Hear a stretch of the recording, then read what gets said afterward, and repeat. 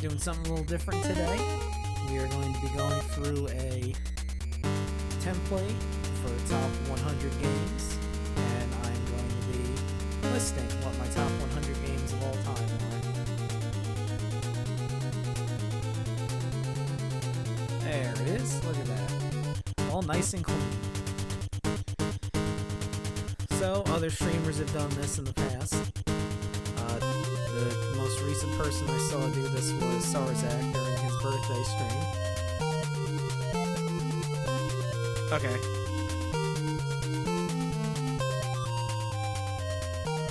Alrighty.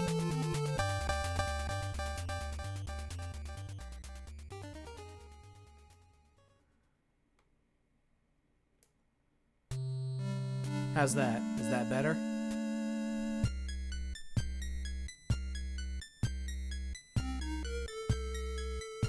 Okay. Yeah, I put the desktop audio down by like 3 decibels, so we should be good. So yeah, Sarzak during his... Yes, prepare yourself for the hottest of takes. Sarzak during his birthday stream most recently did one of these, and I decided, hey, you know what? Maybe it's time I did one too.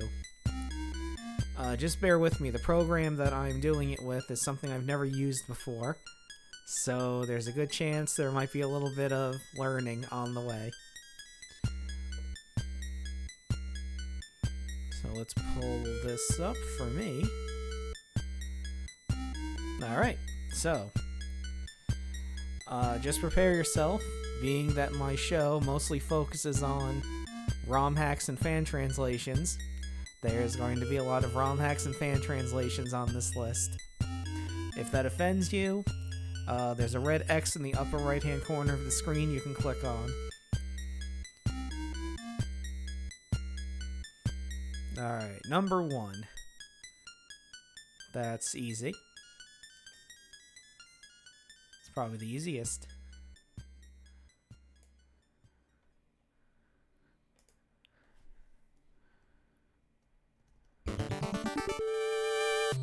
It's gonna say placeholder text for a bit.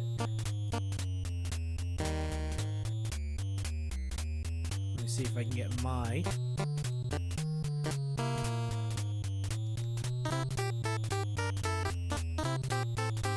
No.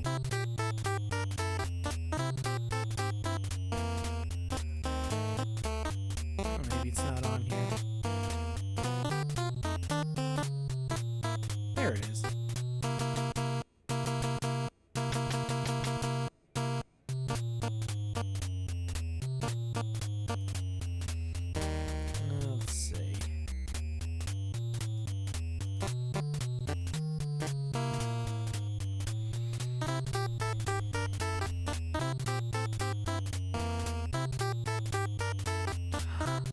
No. No, we will not be doing that.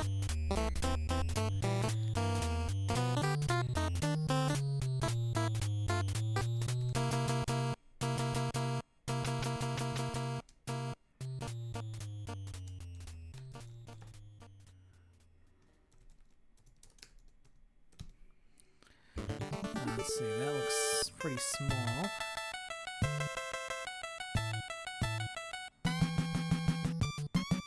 No. We'll be going in an orderly fashion. Starting at 1 and ending at 100.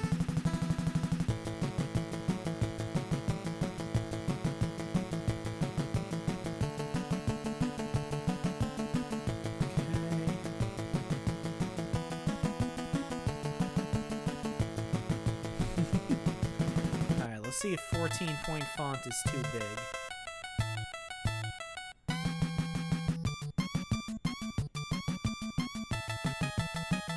Too big. Barely fucking see it. Okay,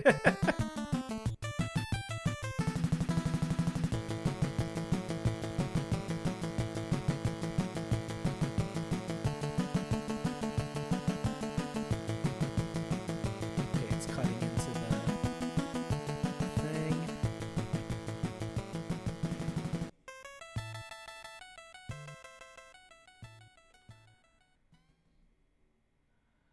See if I can touch it up a hair bigger.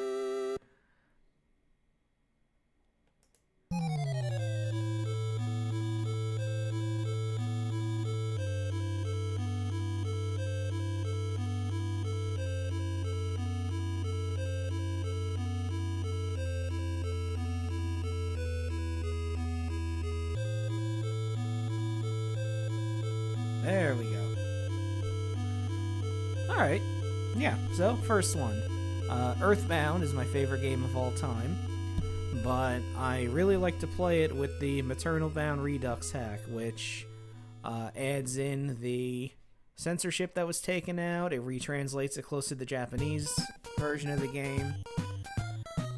And yeah, it's the Earthbound you know and love, but a little bit more concise. And with all the censorship added back in. Okay, now if I close this, will it stay? Hey, look at that.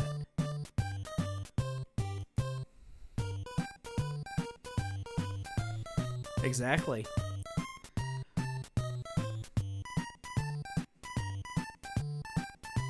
Alright. Number 2.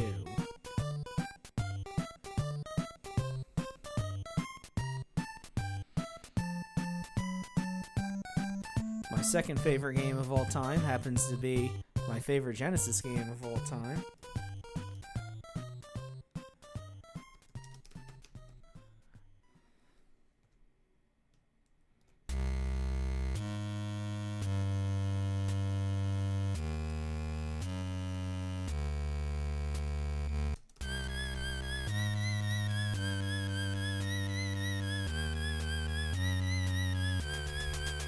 Very good. It is Dynamite Heady.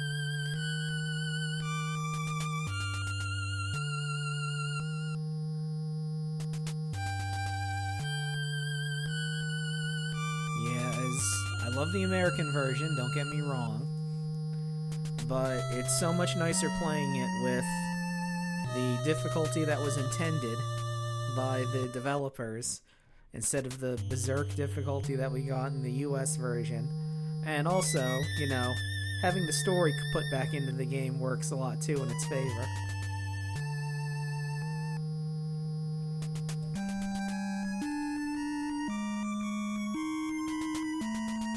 Whoops.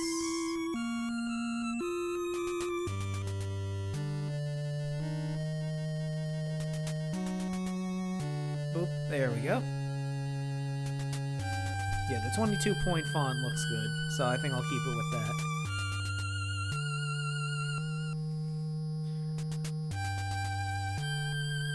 Yeah, this top 13 is what I really want to hammer out. And then the rest of it is just, you know, the rest of it will just be there.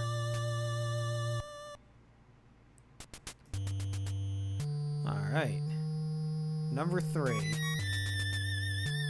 There's many, many different ways to play this game. You can play the original vanilla version, and there's about literally hundreds of different ROM hacks of this game you can play.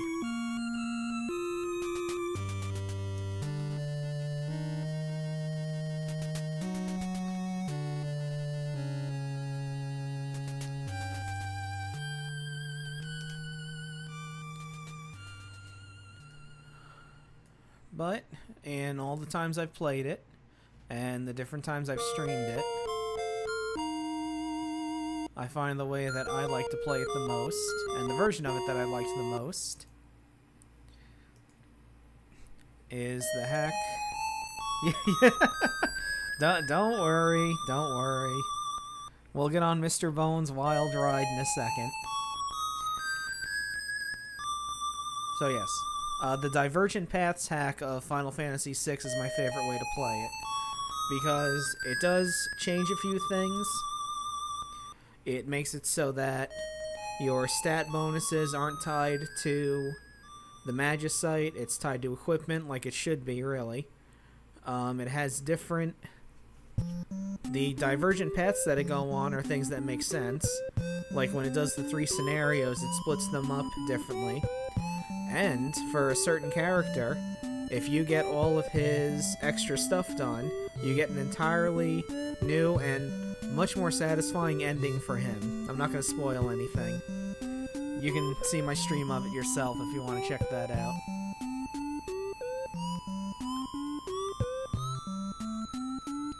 So yeah, Final Fantasy VI Divergent Paths. That's my favorite way to play it. Okay, next at number 4.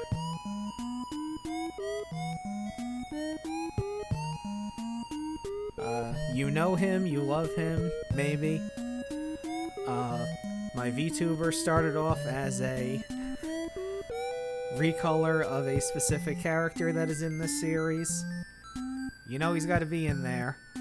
We got to have a Sonic game in there somewhere. It's got to be in the top 5. But which one?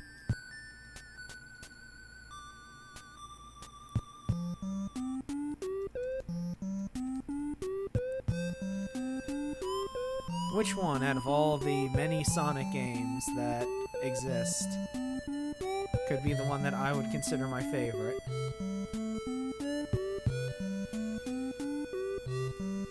Well, it's a game that I used to rent all the time, and it was certainly hell having to try to convince my parents to rent 2 games on a Friday so I could get the full experience of it. It's Sonic 3 and Knuckles, because of course it is. Now, other Sonic games are fun, don't get me wrong, but the one I find myself coming back to the most is this one.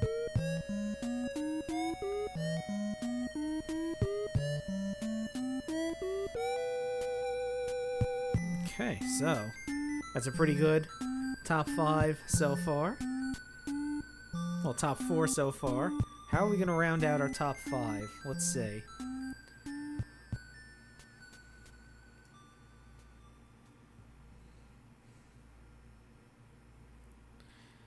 Well, this will probably be the first one that you might not expect to see.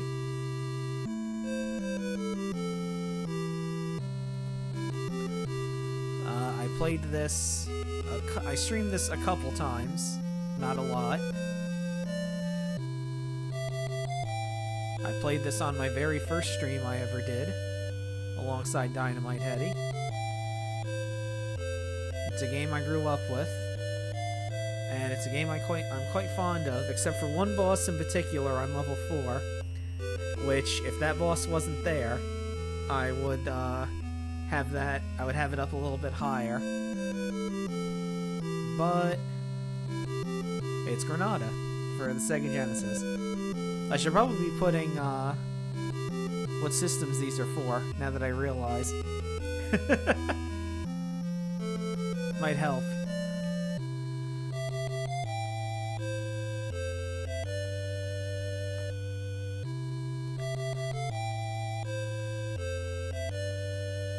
There we go.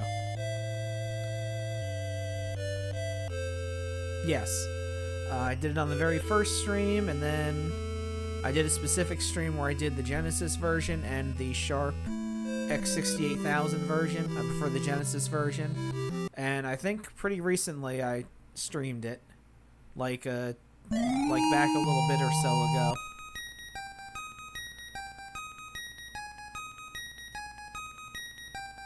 Now let me...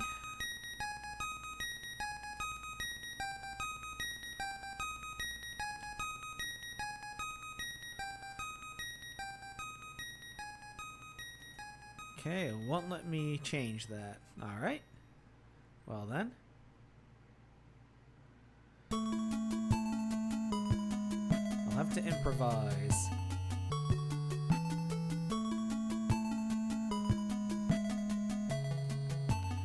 Okay, it's a game where you're a tank.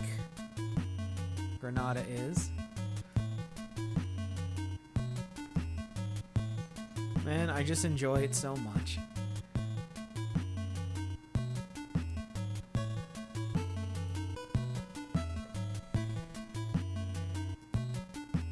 There we go, perfect. Like it was always meant to be there.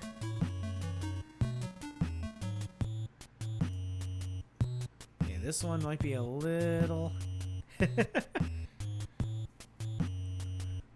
This one might be a little messy, putting it in there.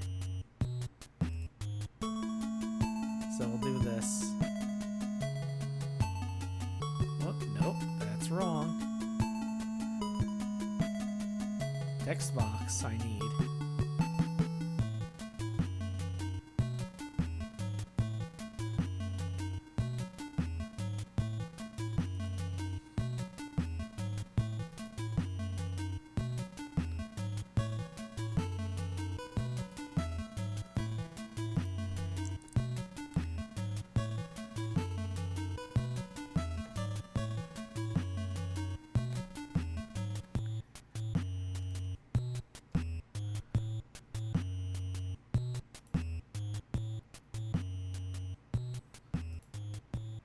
I'll fix it.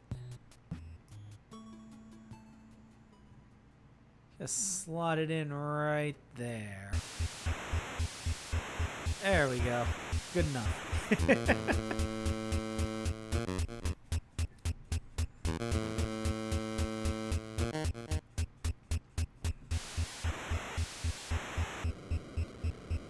Okay, let me fix this one here.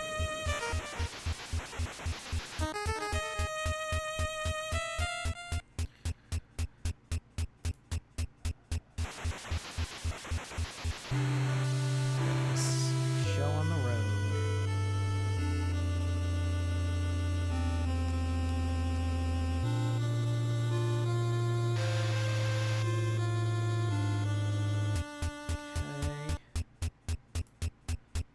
Okay. Lastly,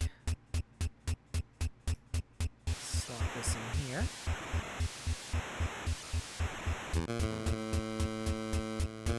Kind of sucks I gotta adjust the font and thing every time, but that's okay. Creates anticipation for what's going to be put up there.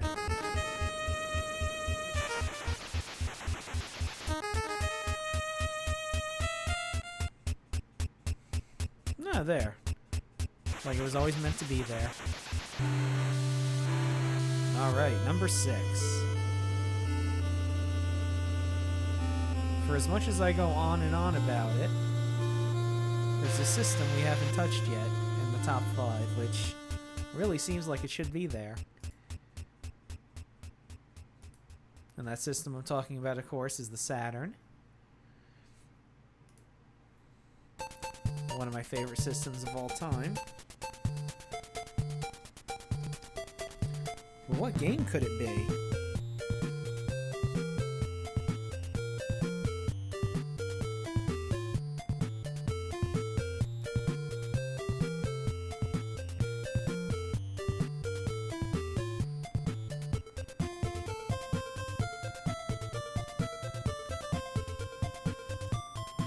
Of course it's a stall. What else could it possibly be? Whoop.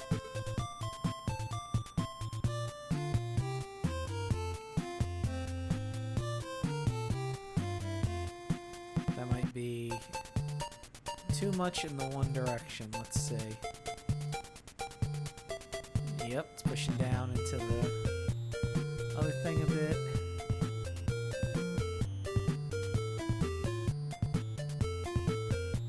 Okay, I might have to tamp the font down a tiny bit.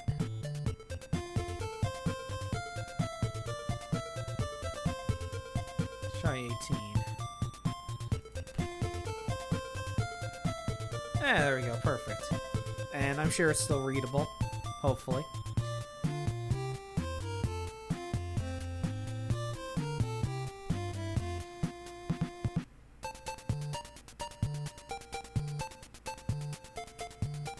Okay. Number 7, another system I've been neglecting so far that you think that would most absolutely be in the top 13 at least. We haven't touched the Sega Master System yet.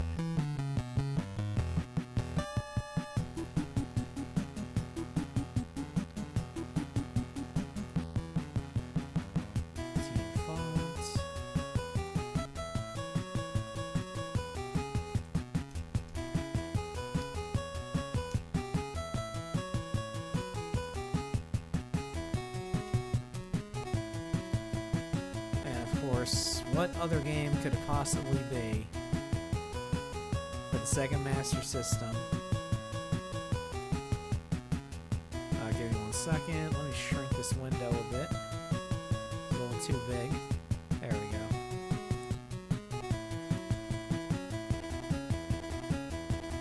Phantasy Star. The original Phantasy Star. Still the best after all these years. As much as I love 4, and as much as I like 3 for being weird, the first one is still the best in my opinion.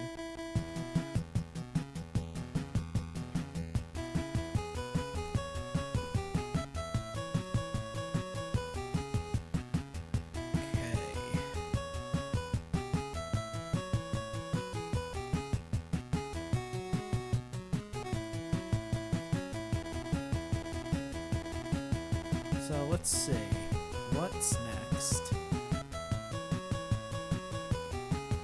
I got Mother 2, I got Dynamite Headdy, I got Final Fantasy 6, Sonic 3 and Knuckles, Granada, Astal, Phantasy Star.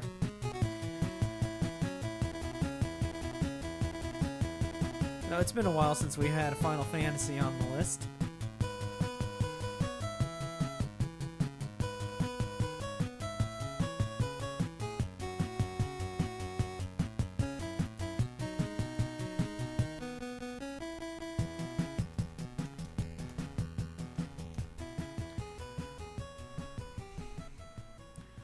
But what version of this game in particular do I like? Well, it's one that I'm going to stream very soon.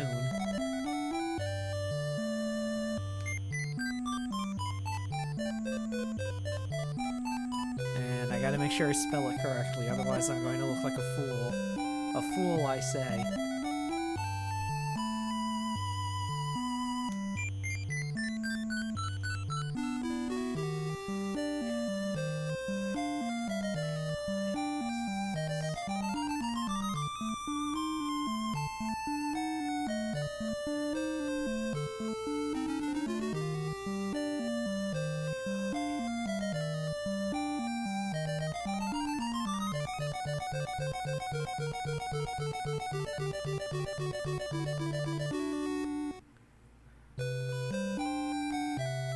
Hold on.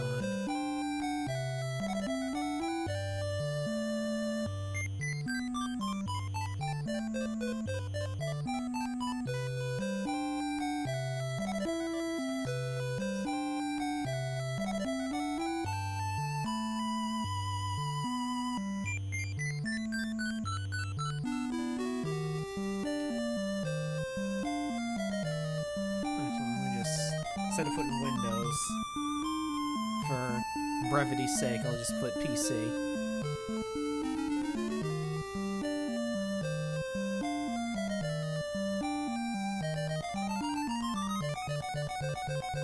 So, Final Fantasy Renaissance. What is that, you might ask? Well, it's a completely reworked from the ground up version of Final Fantasy for the NES. That was made in Unity, and it has, you can play the classic game with all the bugs fixed so that everything works, or you can play Renaissance mode, which adds new abilities for the core classes and brand new classes that you can play as. Yeah, it is really cool, and I played it a little bit, not very far, just to see if it worked and just to test a few things. And it's pretty much my preferred way to play the original Final Fantasy, even more so than the Pixel Remaster, or any of the hacks that I found for it on the NES. Oh yeah, you should definitely check it out, it's great. And the classes, oh, they have, yeah, they're always updating it. They have a Green Mage, Archer, Machinist, Ronin, Time Mage, Evoker, and a whole bunch of other stuff too. That's only some of the classes. Yep, Bard is there, so you don't have to pick it. Dancer is another one. That's a really cool class. So yeah, it just adds a whole bunch of stuff to the game. And if you don't want all that, You can play the original classic game too, just with everything working now.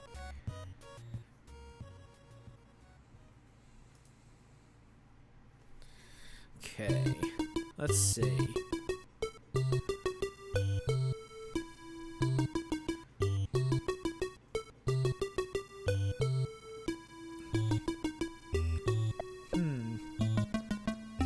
No, you'd think you'd be able to just rattle these games off, but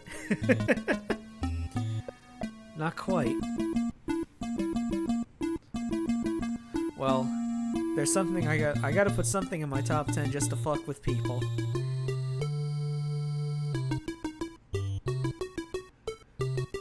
But I'm not putting it just to be, you know, an ass. That's part of it, but I actually really do like this game a lot.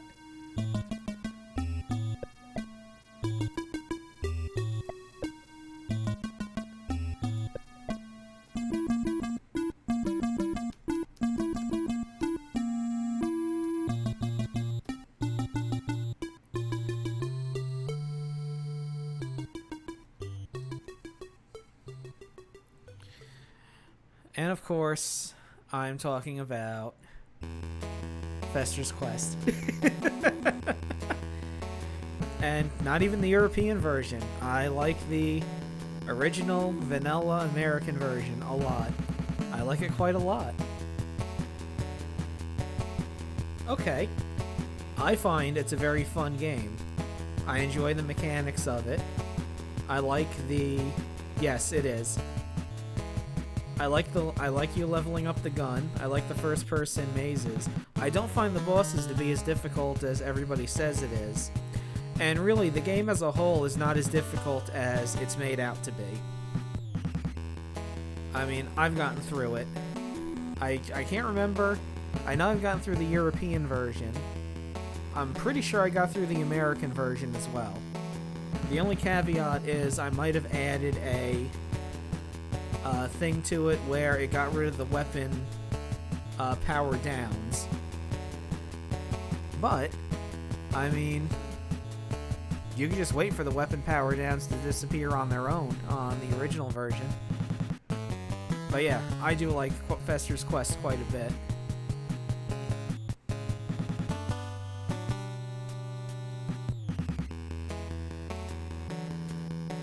Alright, and lastly at number 10.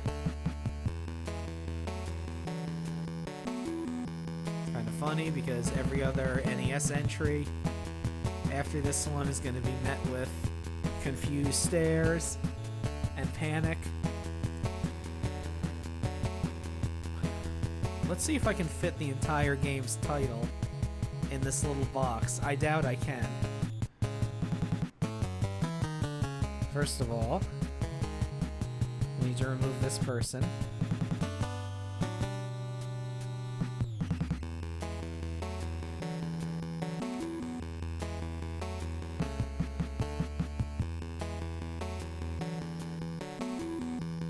Okay, that person has died. Good. Okay, let's see if I can fit the entire name of this game.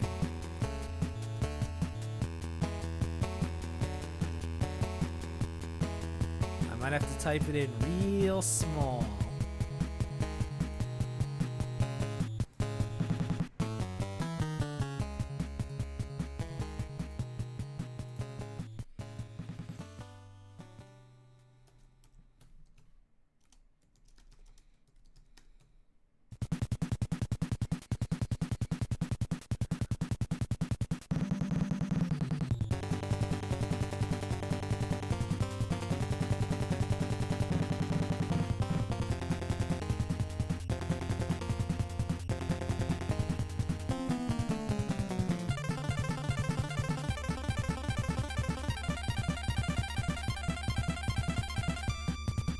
See. Does it fit? Sorta. We'll just put Godslayer for the sake of brevity. There we go. For those of you who might not know, this is the Japanese version of Crystalis.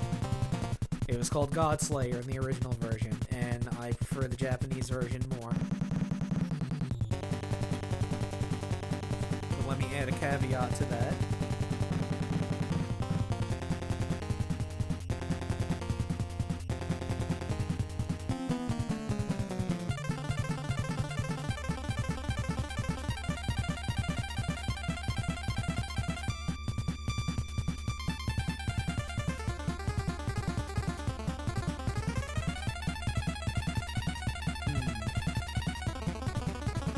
Some working to get these text boxes in here.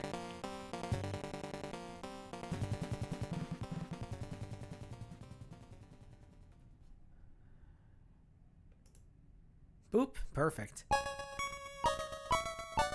So yeah, there's a fan translation of Japanese version of Crystallis, Godslayer, and I prefer playing that. I'm pretty sure I streamed it also on a very ill-advised birthday stream where I thought I could beat the game in a couple hours, where it took me about like 8, I think. And we'll just scooch this over a tiny bit. Yeah.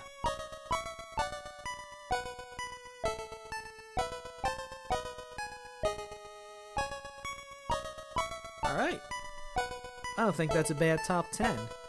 We got Mother 2, we got Dynamite Heady, Final Fantasy 6, Sonic 3 Knuckles, Granada, Astal, Phantasy Star, Final Fantasy Renaissance, Fester's Quest, and Godslayer. I'd say that's a pretty good top 10.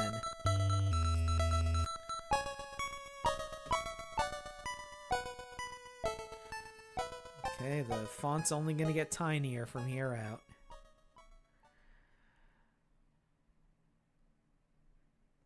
You might have to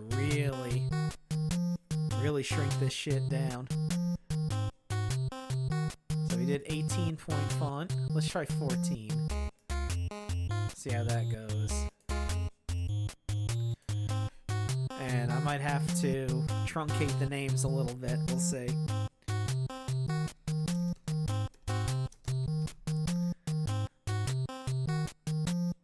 Yeah, I'm definitely going to have to fit these on a single line.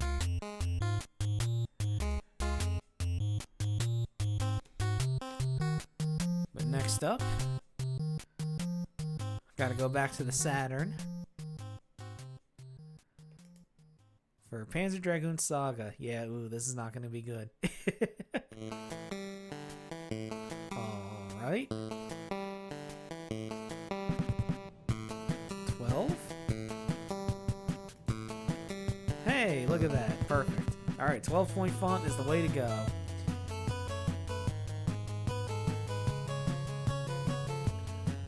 So yeah, I love Panzer Dragoon Saga. I really like it as a cap-off to the series. You play the first one, you play the second one, and then you play Saga. Because Saga has callbacks to the other versions, the other games, including an entire boss from the second game stuck inside Panzer Dragoon Saga, which is really awesome, I think.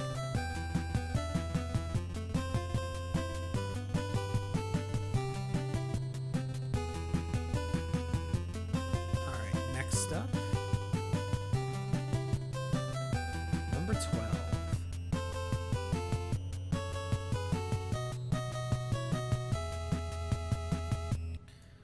Okay, I think it's time to start padding the list.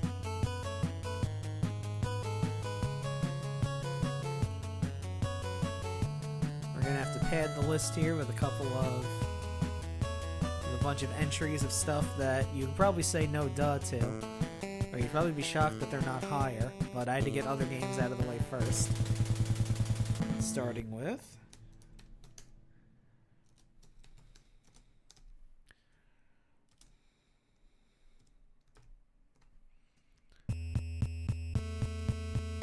Phantasy Star 4.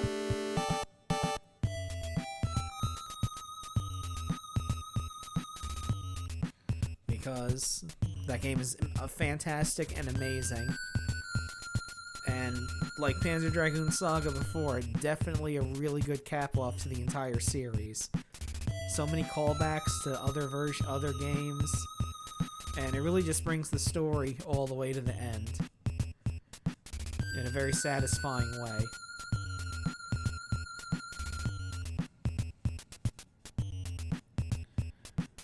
Alright, next up. The first Final Fantasy game I ever played all the way through and beat.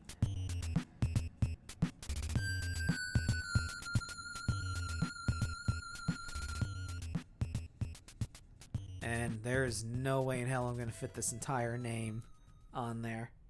So we're going to have to really shorthand it.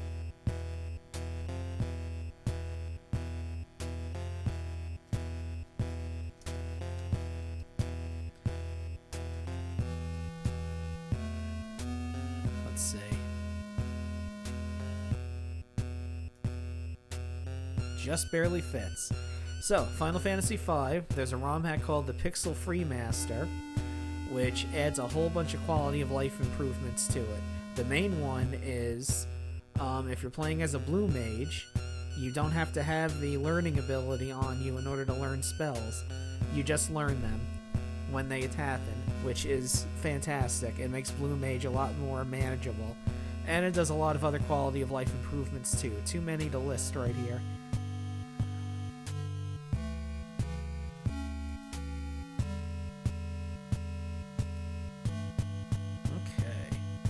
Save the list.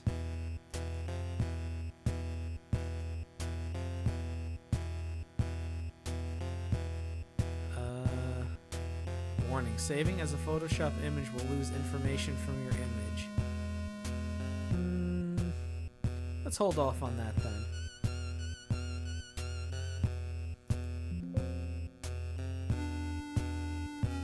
Let's hold off on that then. I don't want to lose the entire list already. Even though, you know, it's not really that big right now.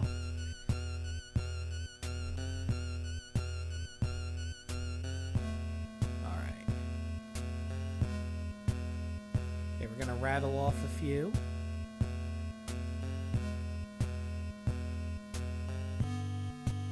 Let's see. Number 14.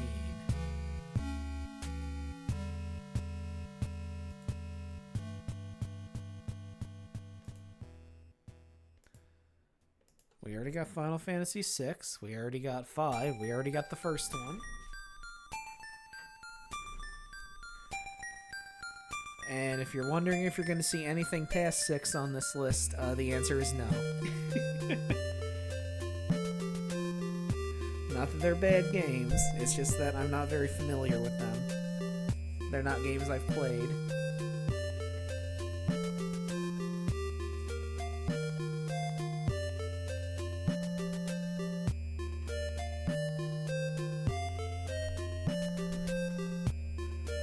What's a really obvious one?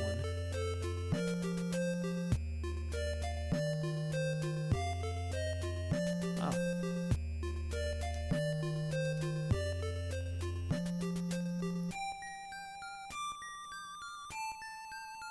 Okay, I can do a little bit bigger than that.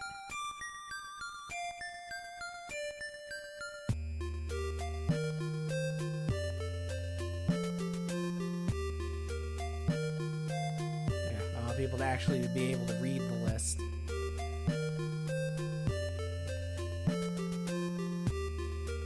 But yeah, Sonic 2. It was the Christmas that I got a Genesis. I got Sonic. It came with Sonic 1, and I also got Sonic 2 with it. And I immediately fell in love with the game. Particularly, I really enjoyed a character in particular, Tails. For some reason, he really grew on me as a character, and I really liked him. So much so, in fact, that the person you see before you started off as a recolor of Tails.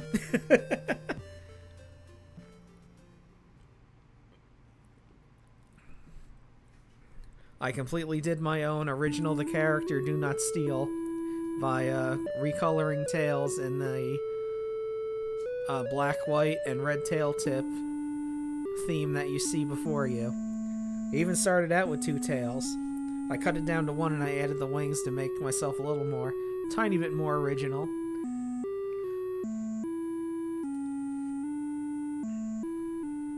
Alright. Next up, let's see here. Oh, I forgot to put the system it's for. Which should be more than a little obvious, but...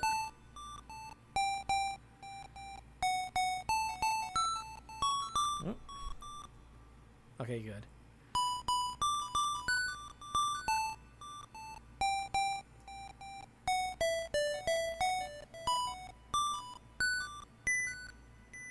Put that at 14. And I think the music machine is about to run out, but that's okay. We'll put something else on.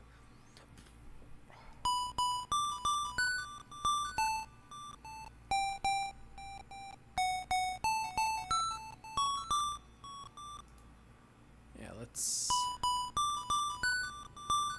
Oh boy.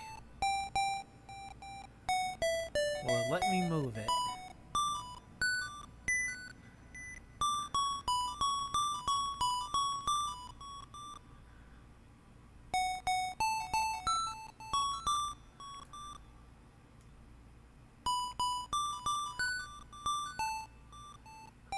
Go.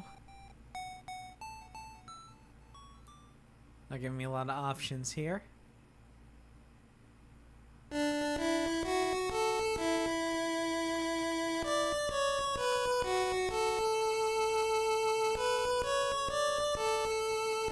Alright, so that one's a little crooked. That's fine.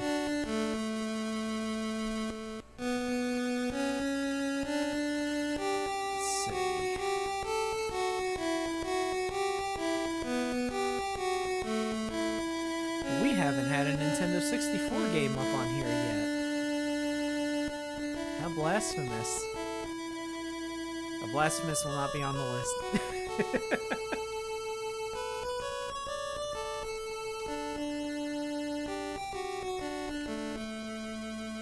In fact, I could probably just put a whole bunch of treasure games on here. So, speaking of which, forget the Nintendo 64 for a second. If you had asked me a couple of years ago, this game would have definitely been in the top 13, but I've played others that I like a lot more than it.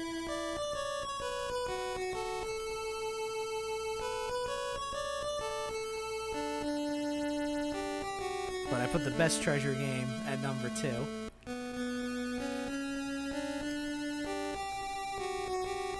But this one's really good too. Treasure's first game that they released, not the first game they made.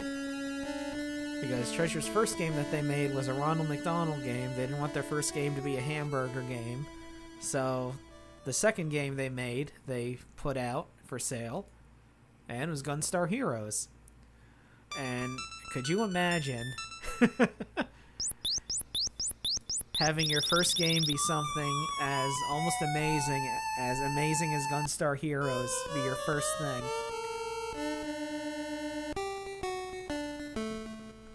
Let me check something quick.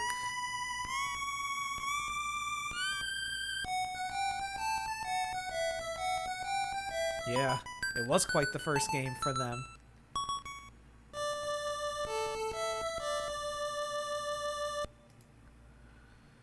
Okay. Now, Nintendo 64.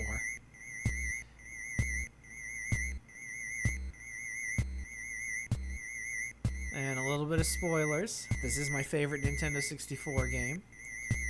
Not one that a lot of people would put as their favorite. Not even one that a lot of people would put as their favorite treasure game. Myself included, since it's the third one on here.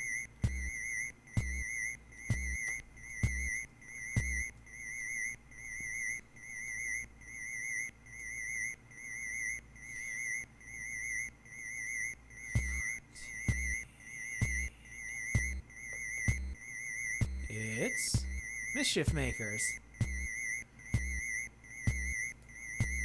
It's just a game that I find really fun and really cool to play. I like the story.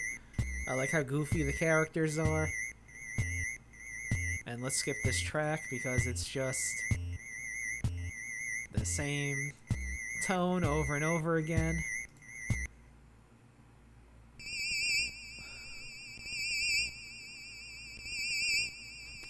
So is this one, but it's only 30 seconds, so I'll allow it. So Mischief Makers, number 16. We'll throw a couple more Nintendo 64 games on there as well.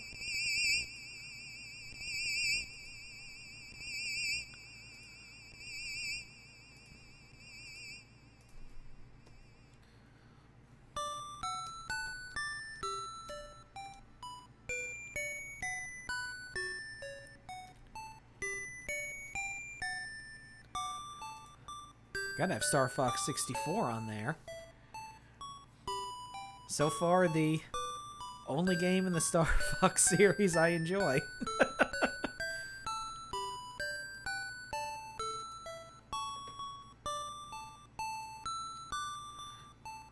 And then, of course, next.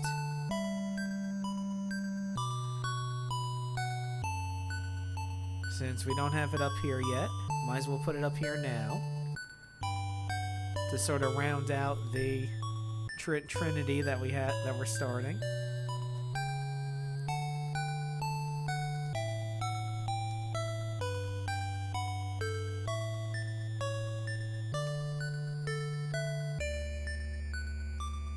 Gotta put Sonic 1 on there.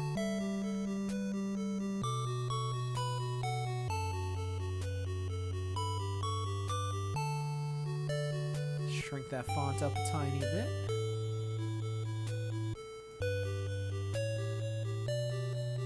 Perfection.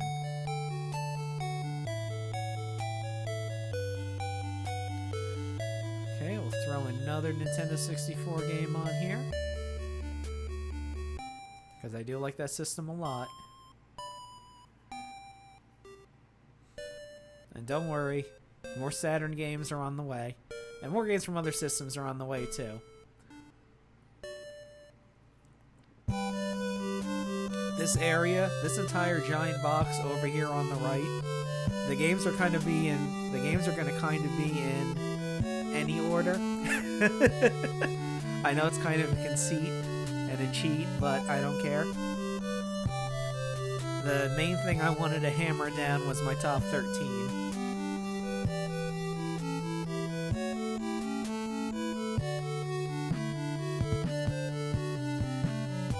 Let's throw my other favorite Nintendo 64 game on here.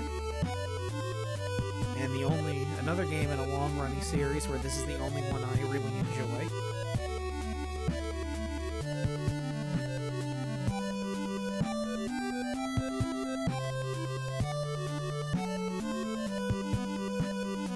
Mario Kart 64. I like Mario Kart 8 a lot. But I realize the only reason I like Mario Kart 8 a lot is because you can play as Isabelle. That's really the only thing about it that I enjoy.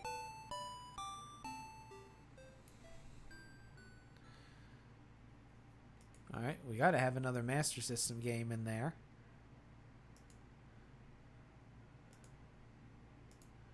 And of course, here's another one that's a game I enjoy, but I'm also putting it this high just to fuck with people.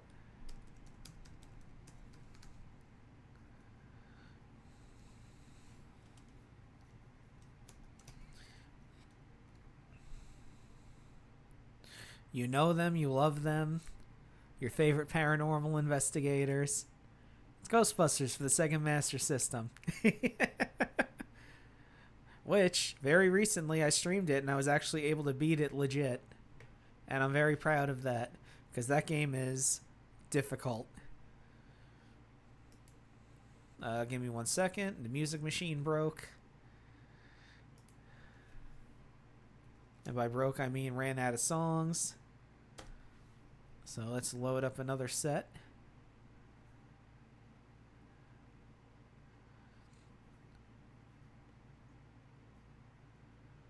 Okay.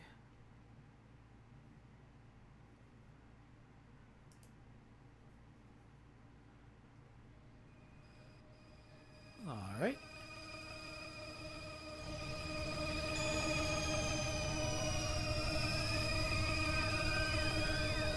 So yeah, Ghostbusters, the Sega Master System.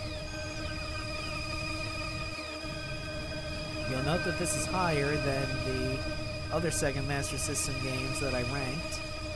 And that's because for this list, it's going to be a little different. Things are going to get shuffled around a little bit. Well, let's put next, just to bring things a little bit back on track.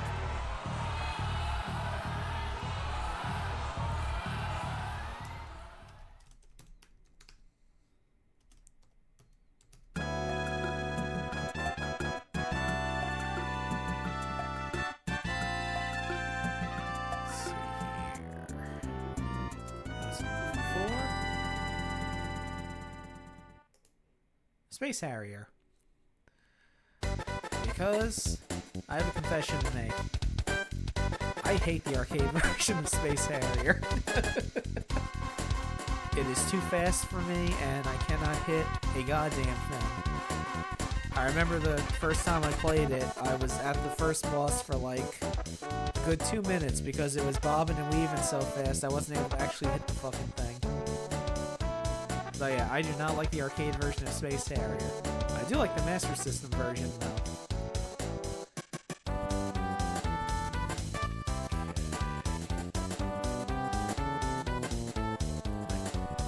Probably the only sports game on this list, and I'm using sports in heavy quotes here.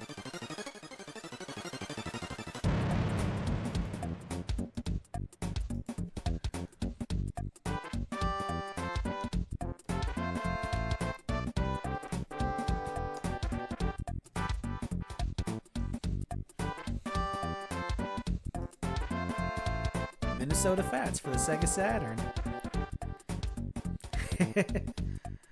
Probably the only sports game that'll be on here, because holy crap do I love pool. I used to be really good at actual real pool as well. My dad used to take me once a week to a pool hall to teach me how to play, and I used to be really good. I don't know if I still am at real pool, and because of that I really like video game pool a lot. And Minnesota Fats, there's one for the Saturn and one for the Genesis. The Saturn version wins out though because of those really silly FMV sequences that are in the game. That's the only reason why it's better.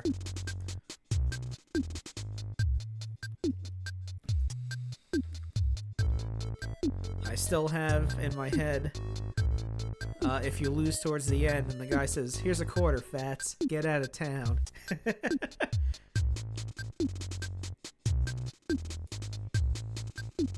Alright, next up.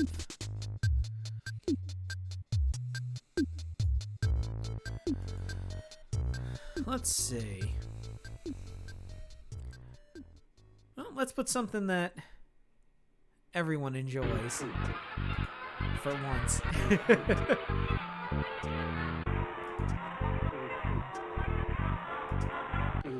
I know there's a constant debate on which is better, Super Mario Bros. 3 or Super Mario World.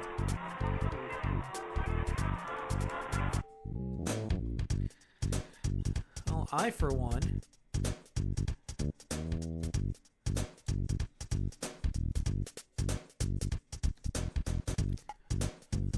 prefer Super Mario Bros. 3, but a very specific version of it. This might not fit in the whole thing, but let's see. Oh, it fits perfect. So yeah, there's a hack of Super Mario Bros. 3 that adds a saving feature. It saves at the beginning of each world you start at. So if you turn the game off and turn it back on again, you can hold A, press start, and you can start back at whatever world you left on. It'll be at the start of the world, but still, you don't have to complete the entire game in one sitting. And thank God for that, because that game is a monster.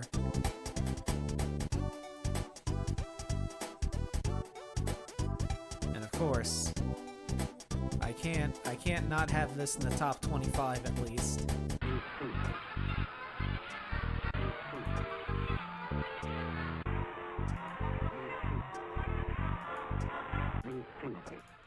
I would be remiss if I didn't have this up high.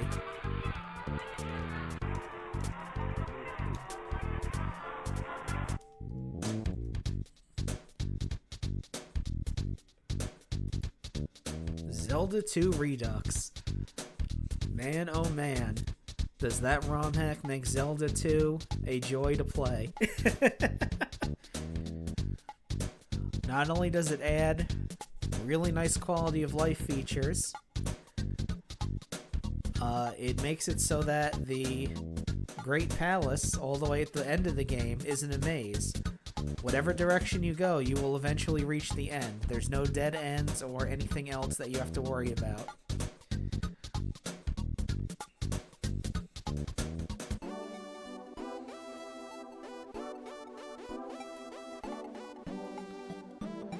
And then, of course, at 25...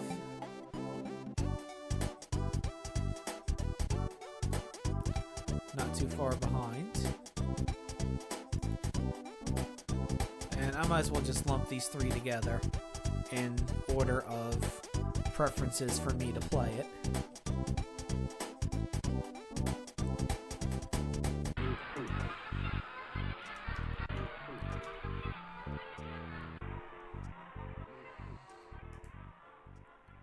Oops. Too small. But Zelda 1 Redux, which I enjoy quite a bit. I can make that a little bit bigger. Oh, hold on, let me add the system first. Okay, never mind. So yeah, Zelda 1 Redux. Doesn't add as much to improve the game because really, you can't really improve on perfection. Zelda 1 to me is a perfect game. The one thing it does do, it makes arrows a separate pickup, so you don't have to waste money every time you shoot arrows. It lets you keep more than 255 rupees. You can get higher than that, so you don't have to worry about budgeting that much. And it does a couple other things that are enjoyable. I can't remember them off the top of my head.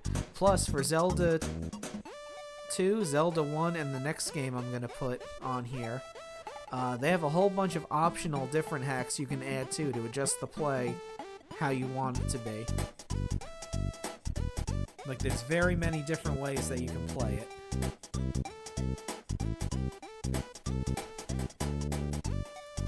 So speaking of which,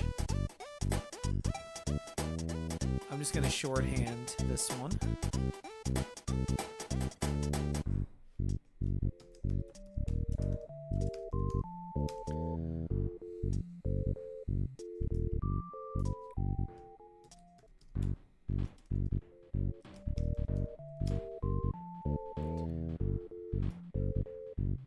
And I think you might know, I think you might be able to surmise what it's going to be.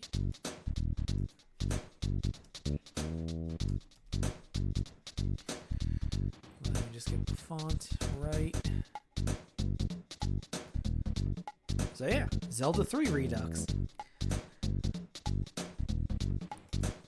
So there's a number of different things you can add to the Zelda 3 Redux. The main thing that I like it for is it makes the Ice Palace less of a pain in the ass by making it so that you don't have to go through the entire dungeon twice in order to flick one switch.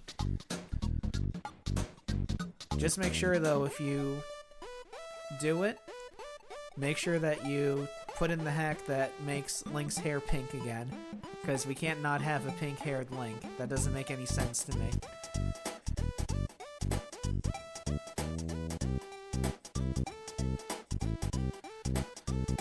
Alright, next up. Now, you might think we're going to have the PlayStation version of this game on here. Those of you who are fans of this channel will know that there's a different version that's going to go on here. And I'm really going to have to shorten the name of this one.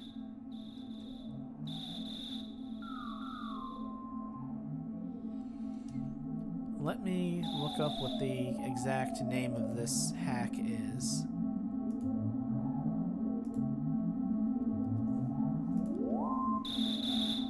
just to make sure I get it correct.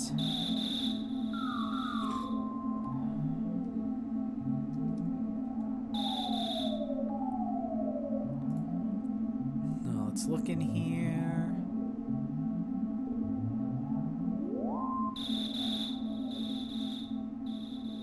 Just give me one moment.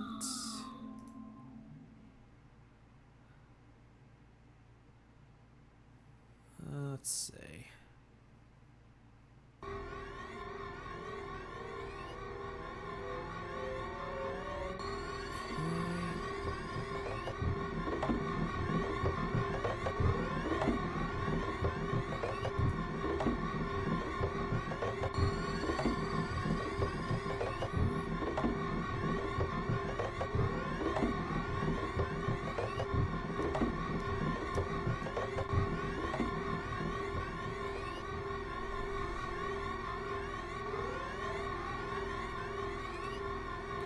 And it's the Saturn version of Symphony of the Night because because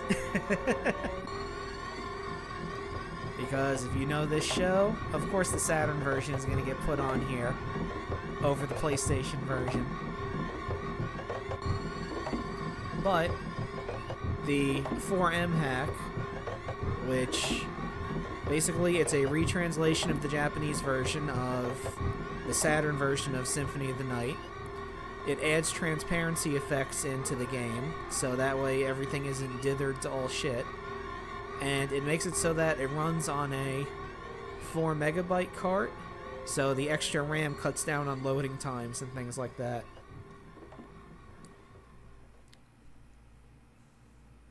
But yeah, and plus, no.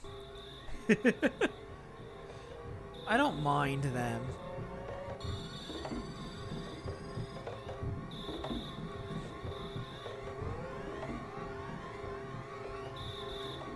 Well, let's see. Well, we're still in the top 30. And this is a game that's kind of... The only reason it's on here is because of the story. I like the story of this game a lot. But I do not like the gameplay very much.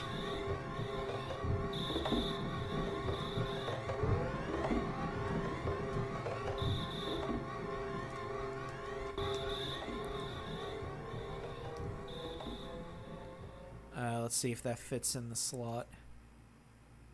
Good enough. So yeah, Final Fantasy II. I really don't like the gameplay of Final Fantasy II. I am not a fan of it whatsoever. However, the story of Final Fantasy II is so bleak and fucked up that I can't help but love it. It is probably the bleakest entry out of the mainline series.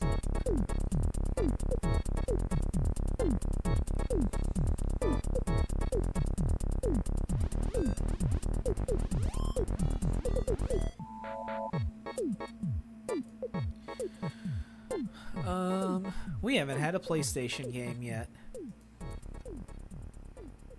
And no, Symphony of the Night doesn't count. Yeah, I mean... well, let's see. You start off the game in a fight that you can't possibly win, so you get TPK'd right at the start of the game. You see a scene where a town is basically carpet bombed by an airship. Oh yeah, the main character, the main villain, summoned demons from hell in order to make his army. And it just kind of spirals out of control from there.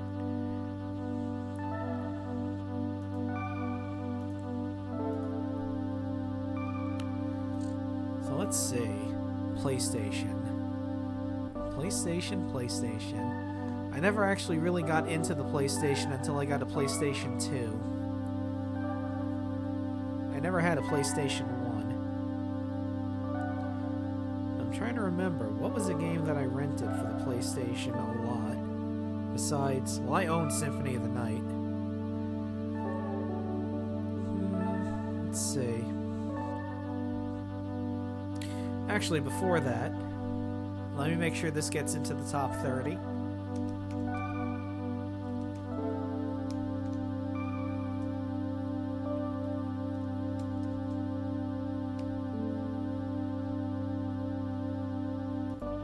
Chrono Trigger. Because of course. Probably I would consider it to be the best non-Final Fantasy RPG on the Super Nintendo. And there is a ROM hack, Chrono Trigger Plus. It's alright. I don't really enjoy it that much. I find the stuff that it adds to be kind of pointless and kind of buggy. Like, it just kind of looks weird and it doesn't look integrated very well.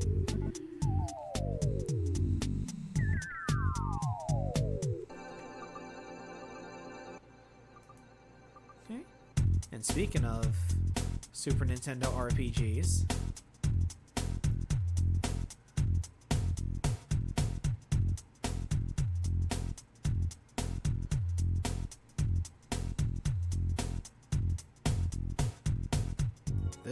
this one's gonna be a bitch to cram in.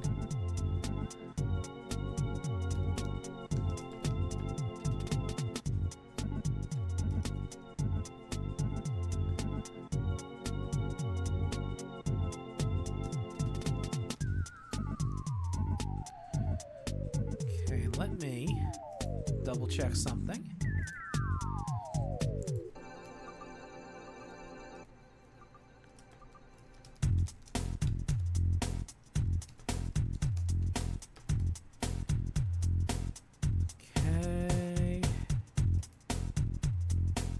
Make sure this is the correct one.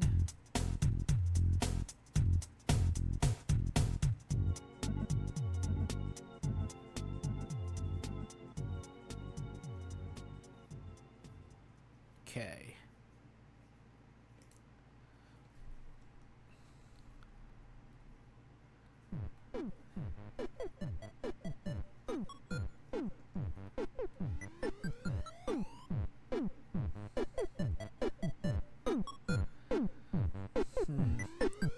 Might not fit. Oh yeah, that's kind of a jumbled mess. Alright, let me try this.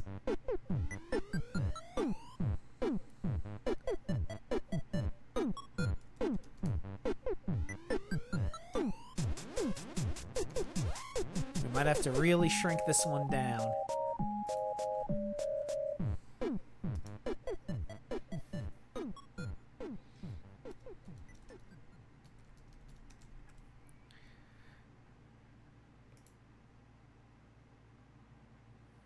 Nope, it just barely fits. Nice. Alright, so Sailor Moon, another story. I still am a huge fan of Sailor Moon, and a long time ago I found out there was a Sailor Moon RPG, and I played it, and I really liked it. The original fan translation is very good, but they left a lot of the stuff untranslated in the original fan translation. Like, the Silver Crystal was the whatever the hell it was called. They left a lot of the honorifics at the end of people's names. Then in 2022, a group of people came by and retranslated the entire thing from the ground up to make it a lot more concise. They even fixed a couple things that the original fan translation missed. So that, if you're gonna play it, that would be the definitive version to play. And it's another one I've streamed.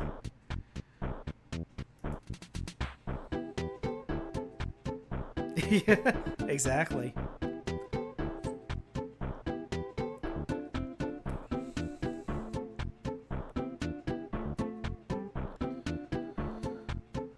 Okay.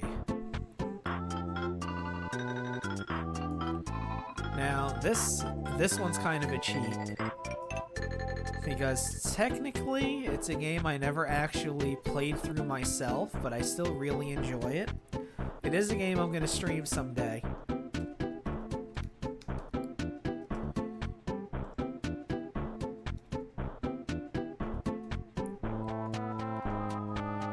And there is a specific version of it that I'm going to stream, which is why I'm bringing it up.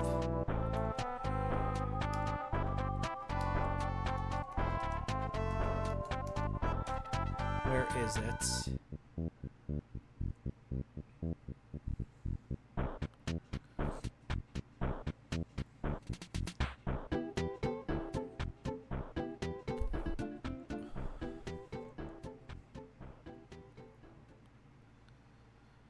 Let me see. Is this it?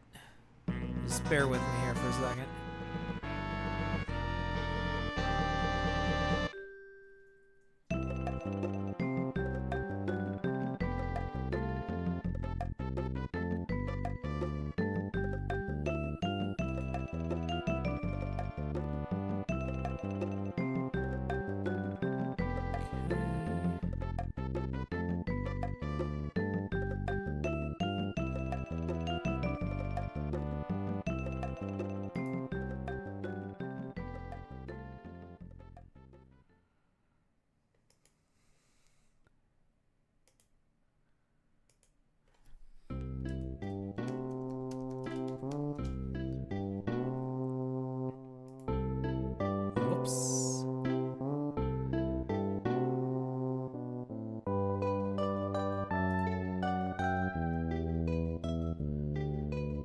Shrinking that up. So yeah, I really enjoy Xenogears a lot. Despite the fact that I have not streamed it yet. And technically I haven't really played through it all on my own yet. I've played it a lot though. Perfect. And there is a Perfect Works version out there that retranslates the game, adds a lot of balances, stuff like that. I haven't had a chance to try it out yet, but that would definitely be the version of it I would play.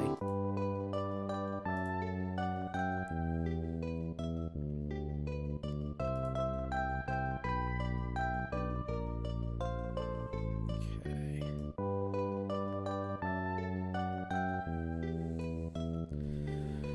Well, it's been a while since we had a Final Fantasy on here.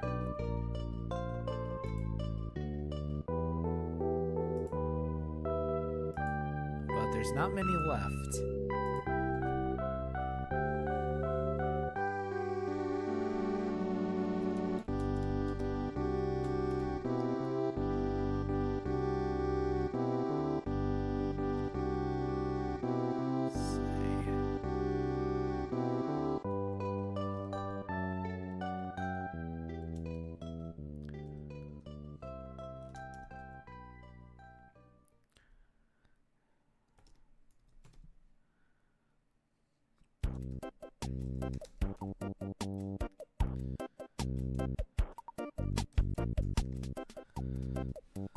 Okay, we're getting into stuff here that I haven't touched in a while, so you have to bear with me if I don't quite remember things about them. But yeah, the Naming Way edition of Final Fantasy IV is a really good ROM hack of it. Oops, let's see if I can scooch that up a bit. Whoop, there we go.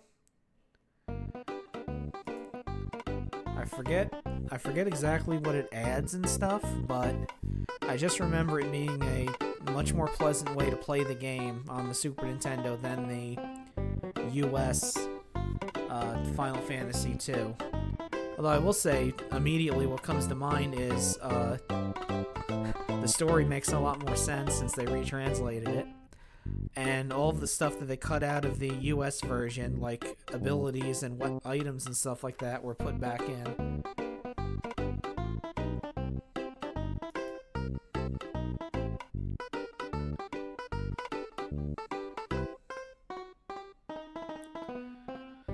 Let's see.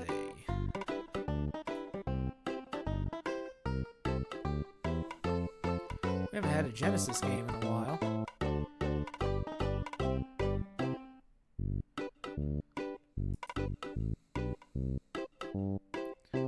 But we already got the big ones out of the way. We got Dynamite Heady. We got Sonic 3 and Knuckles. We got Phantasy Star 4.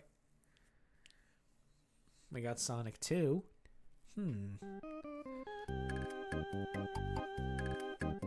What else could there be?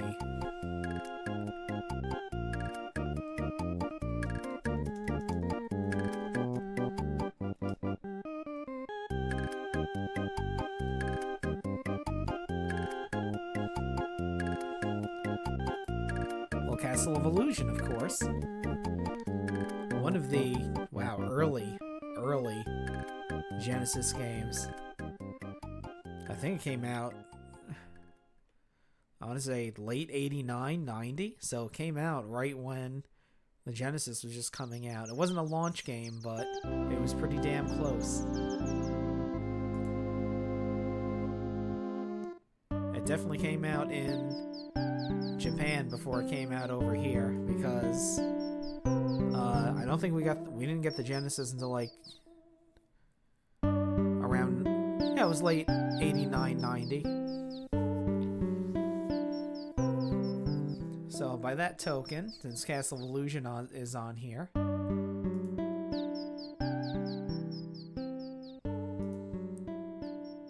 there's another Disney game that's really good that I streamed.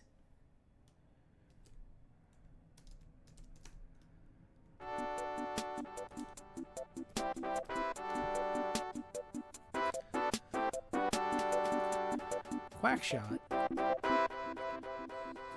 with Donald Duck as a sort of explorer type guy looking for King Garuzia's treasure. It's a really fun game.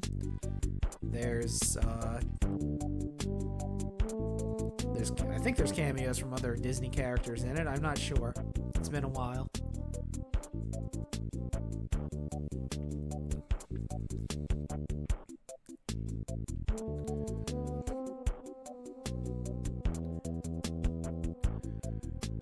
And then, of course, to round out the Genesis Disney combo pack we got going here, we got the game that I actually owned and grew up with.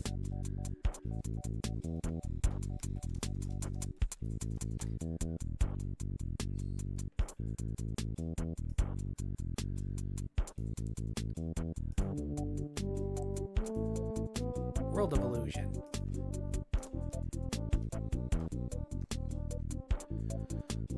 Don't forget the system. There we go. So yeah, World of Illusion I actually owned. I never owned Castle of Illusion or Quackshot. I ended up renting those a lot, especially Castle of Illusion, but I actually own World of Illusion and grew up with it, and I really like it. I like it because you have different paths you can go on, whether you play as Mickey Mouse or Donald Duck.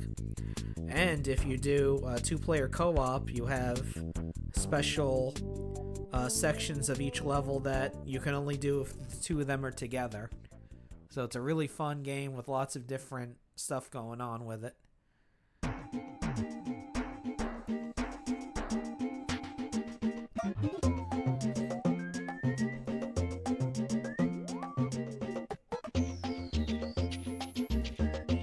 And since we haven't gotten out of the top 50 yet, and this is a fantastic game, and it'll be our first Game Boy Advance game.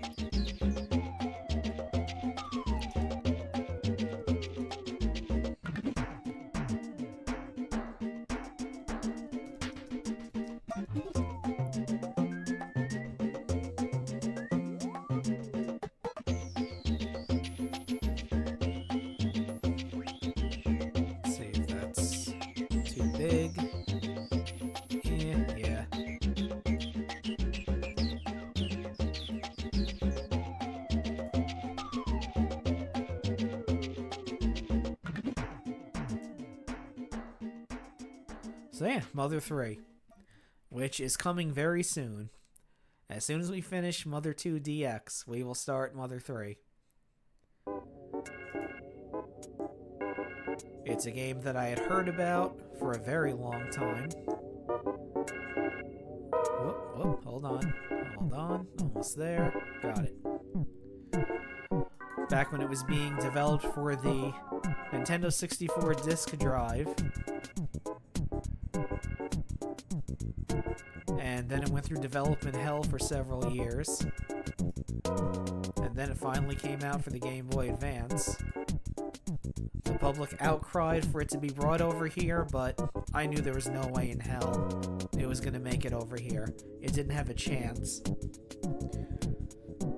The second I saw the Magypsy characters, I was like, nope. I said, there's no way in fuck they're localizing this. So, thankfully, a group of people, very dedicated group of people, took a very long amount of time to rip the game apart and translate it into English. And they said that if Nintendo had sent them a cease and desist letter, they would immediately stop, which they did not, because I guess back then they weren't too up their own asses about things like that.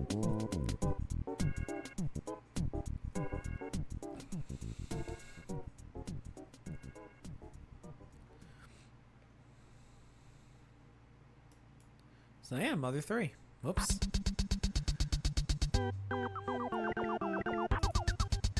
A really, really fantastic game.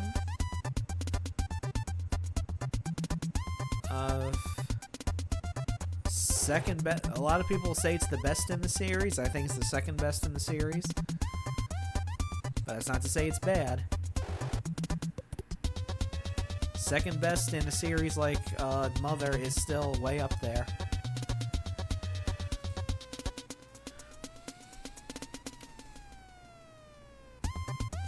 Now, speaking of Game Boy Advance,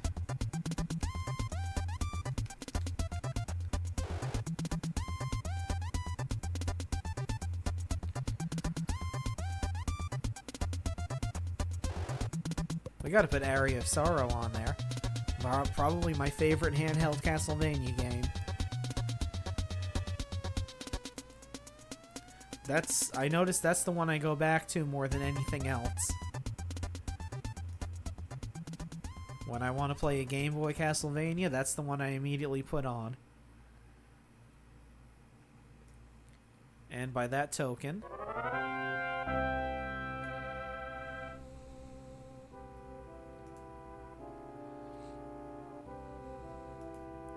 we gotta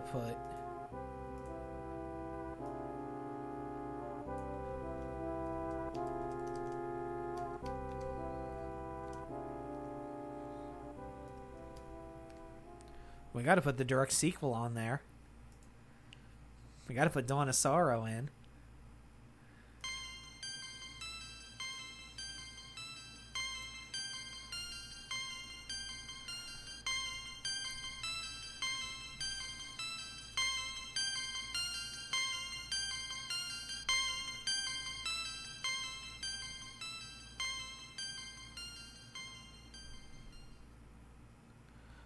Oh, do you mean... I thought it was more because they knew they couldn't do it themselves. Was that for the Mother 3 fan translation?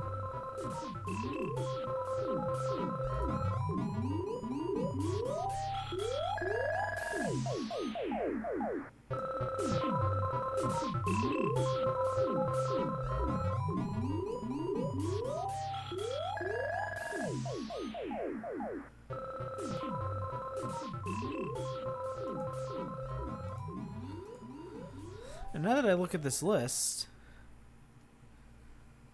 there's a certain friend we haven't mentioned yet.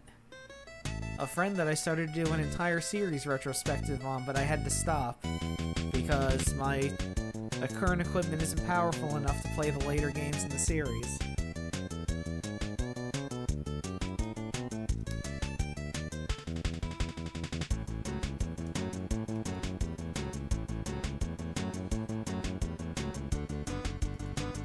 We almost forgot about Kirby. How could we forget about our pink friend? And probably one of the best games I ever played.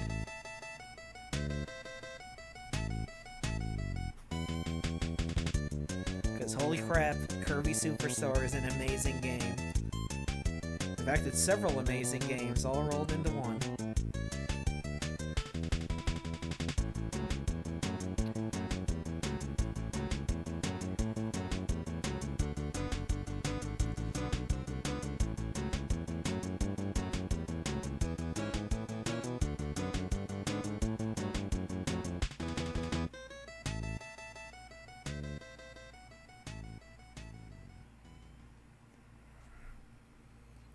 Just give me 1 second.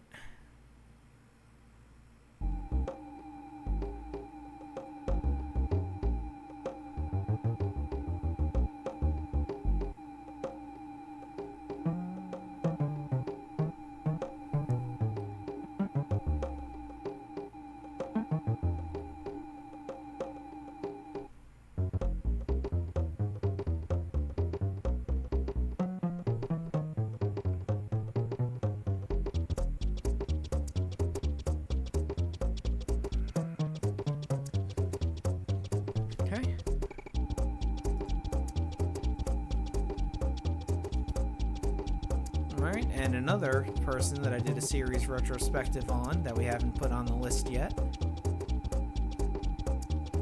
Might as well put their best game on there first, and it's not even an official game. But it is far better than the official games that have come out for it. Especially the official game that caused them to put a cease and desist on it.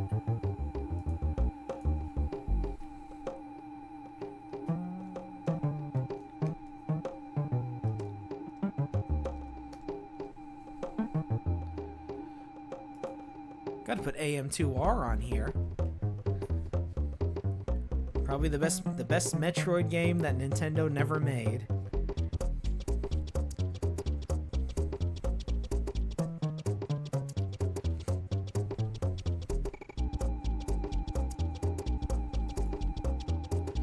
But right after that, we will put the best Metroid game that Nintendo made, that Nintendo actually did make.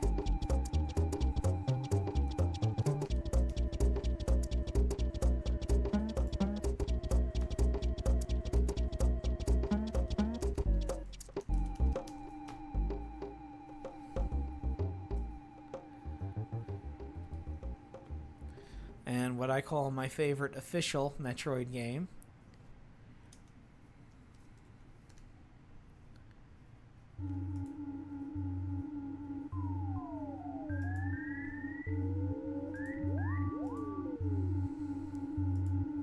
Metroid Fusion. So yeah, a lot of people don't like Metroid Fusion because of its mission-based system. And they feel like they're being led around and handheld, and I gotta tell you, that's probably the reason why I like it so much, because it has a mission-based story system.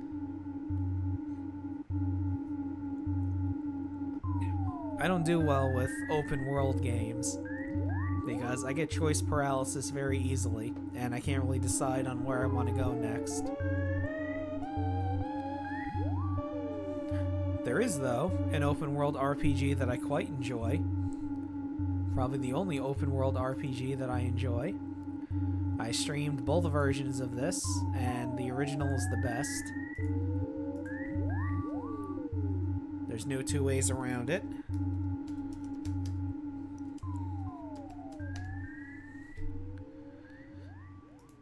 Gotta have Metal Max in there. Especially gotta have it in the top 50 at least.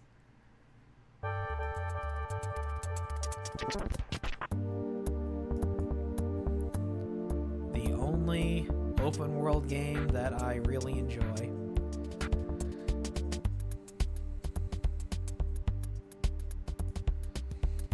Now let's see. We finally got Kirby, we finally got Metroid. We got Final Fantasy, we got Zelda, we got Sonic. We've got Mario. We got a couple Castlevanias sprinkled about. No, we're not. But I think we're at a good pace.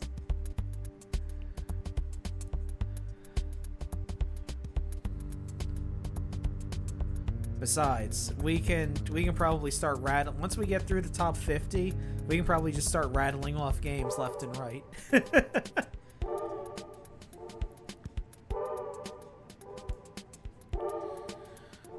Let's see. Let me take a look at some of my rankings.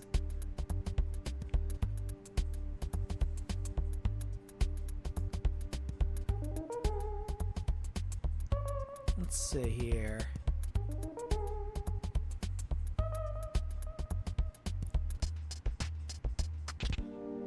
Okay.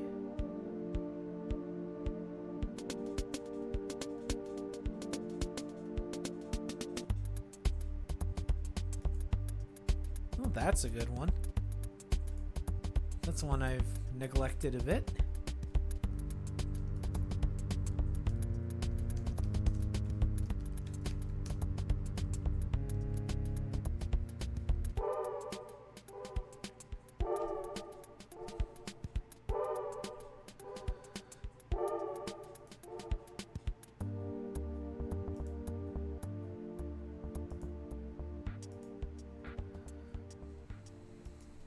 Rocket Knight Adventures.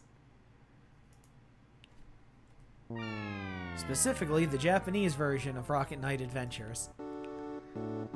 Same reason for Dynamite Heady preferring the Japanese version of that.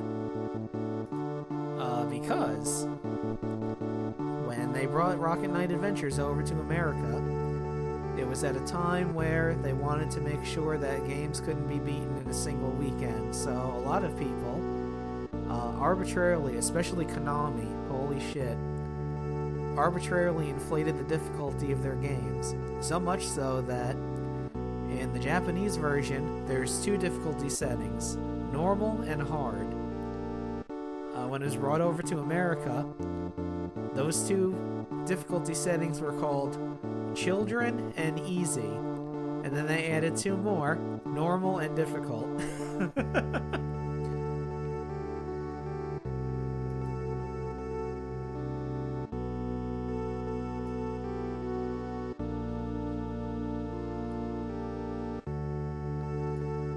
So, I have to put this in the top 50 because it was a wild game when we streamed it. It sure went to some places.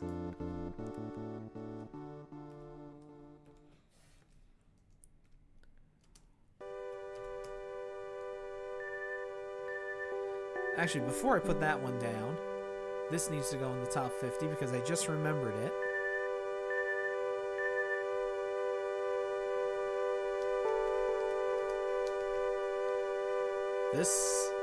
This was a game that when I actually saw them announce they were making a remake of it for the Switch, it was probably one of the only times I was ever excited, like truly excited to see a game come out.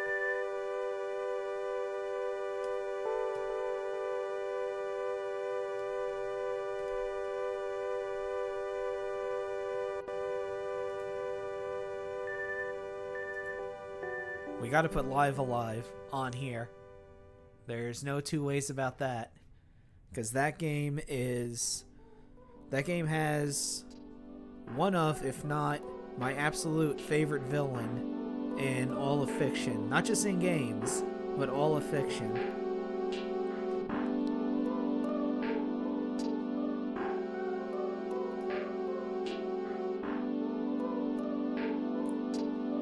To me, Odio is a villain that I have not seen matched by anything.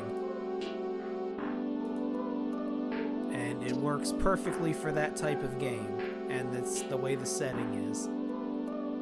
And I recommend people play the remake, because the voice acting is really good, the extra stuff they added is good, and it's nice to have an official English version of the game. And this is coming from someone who thrives on ROMhacks and fan translations.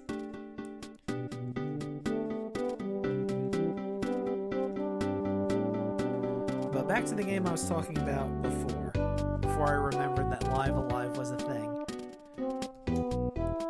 This was a game that I played it because I was intrigued by how it opened, and I wanted to see where it went, and holy shit, did it go places. Of course, I'm talking about G.O.D. for the Super Nintendo.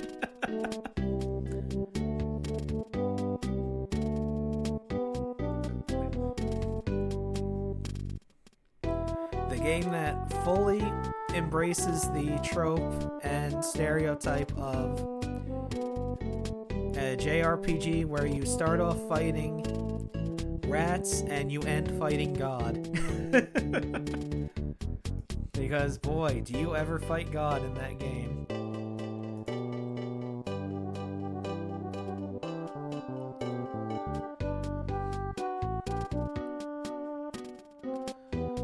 Alright, let's drop a couple things into the top 50 that belong there, because they're games that I really like for various reasons.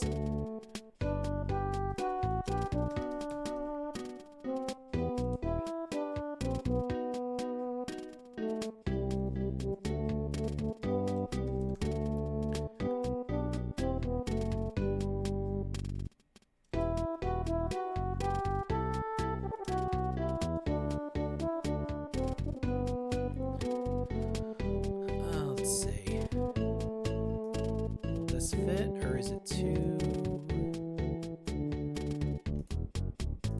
Is it too long? It's too long.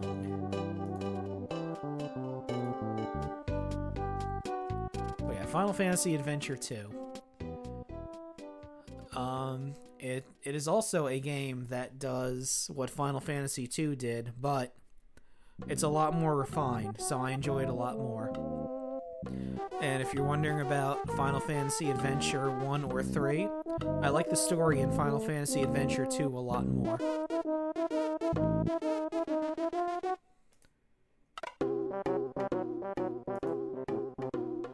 Alright, let's see here. We need something really obscure and really out there in the top 50. What's a game that I like?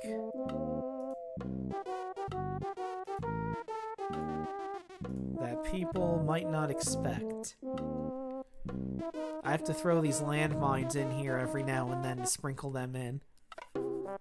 Just to keep people guessing, you see.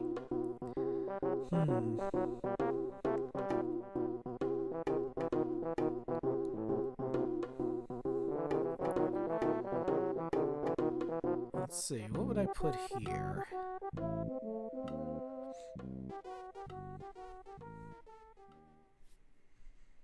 Let me check something.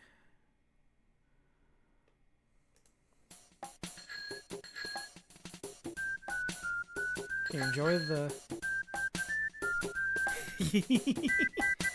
I was gonna say, enjoy the bicycle music in Earthbound that you only ever hear once, or maybe never.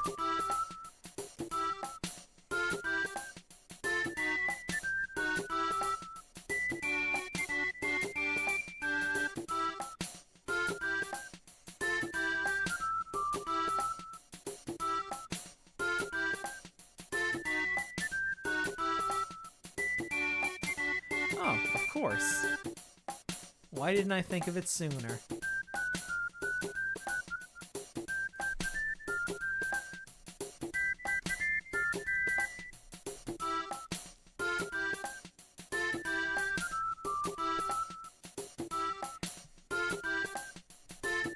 Actually, no, I got a better idea.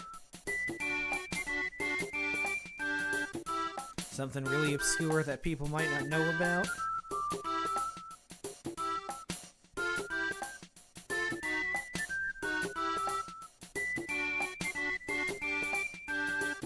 We gotta put fucking Panic in the top 50.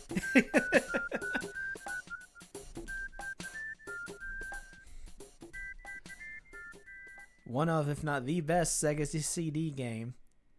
That's not even really a game. I mean, it's a game in the sense that you press buttons and you have an objective, but It's not really something that you can, it's more of a, like an art piece almost, really.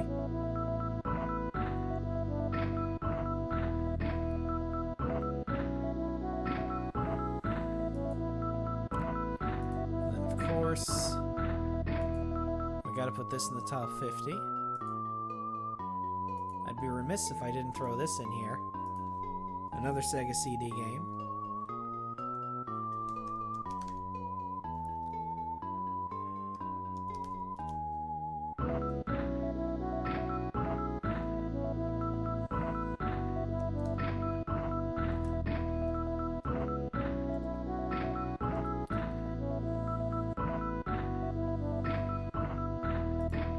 Gotta put Snatcher.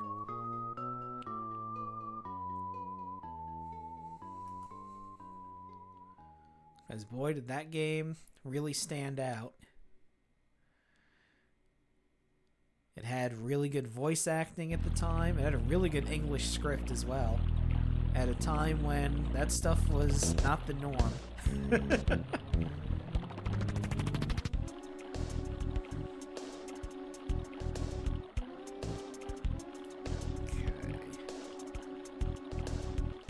I got a couple Sega CD games on there now.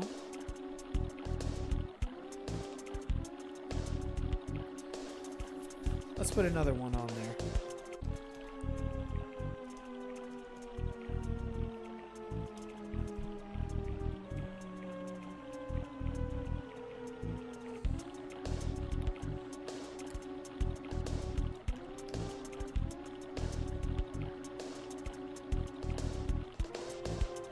Oh, post it in the Discord then. And I'll check it out later.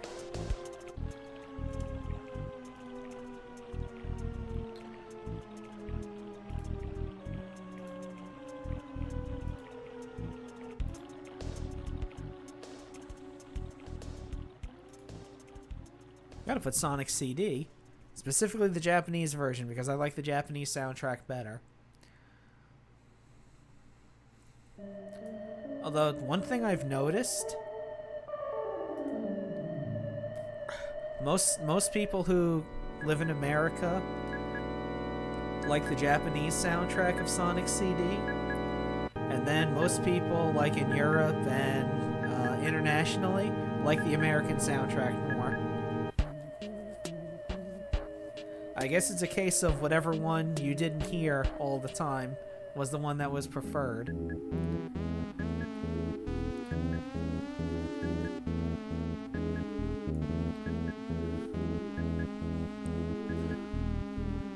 Yeah.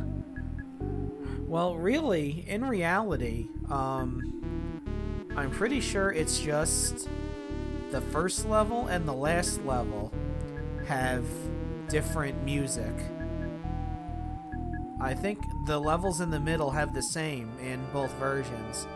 It's just those two levels, and then the opening song and the ending song are different. I think. I'm not 100% sure on that, but I think that's how it is. Oh, okay. Alright, I was wrong then. Never mind. It happens.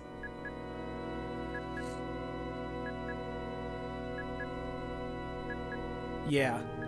Oh, yeah. Yeah, it's not like the American OST is bad. It's just I prefer the Japanese music.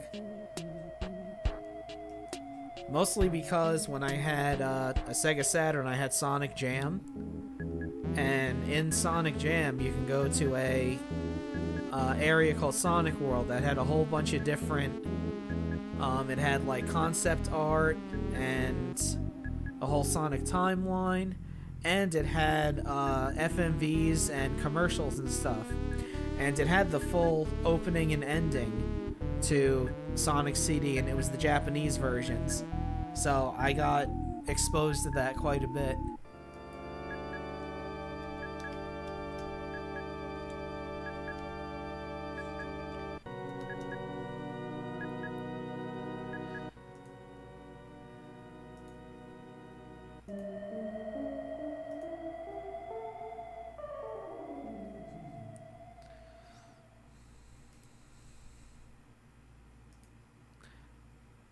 I'm not explaining this one.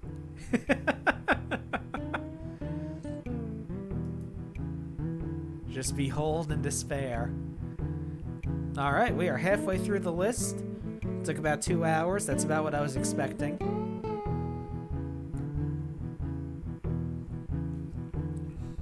I figured as much it was going to take this amount of time. I don't think the second half is going to take another 2 hours, though.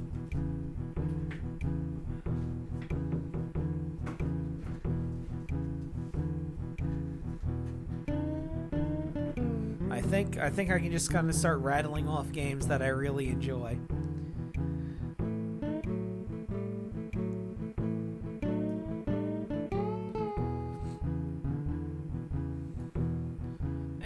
And I will admit, I owned Circus Caper growing up, so I played it a lot. So that is partially why it's in the top 50. But again, sometimes you just gotta put games in there just to fuck with people.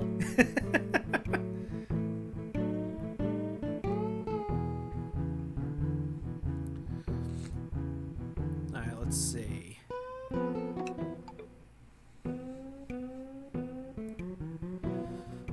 In my obsession to mess with people and think about other games, I've completely neglected the Pokemon series.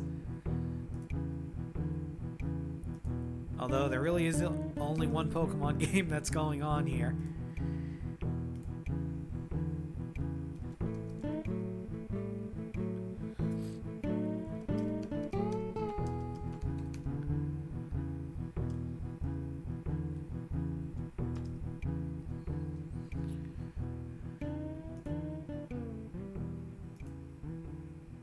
And this is one that I streamed.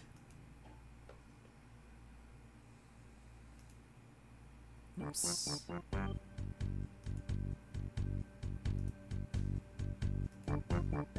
Yeah. Pokemon Crystal Clear. A hack of Pokemon Crystal that adds so much shit I can't even begin.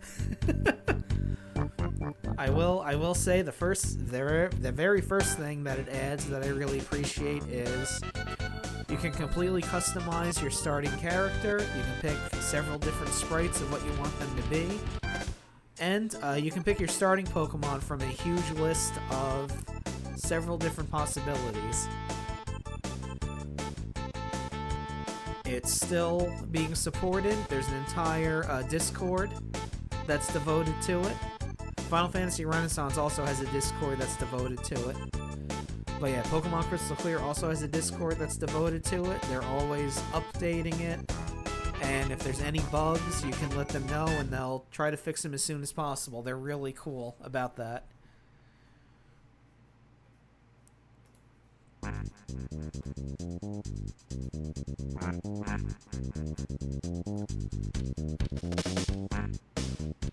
Okay, let's throw... Let's see.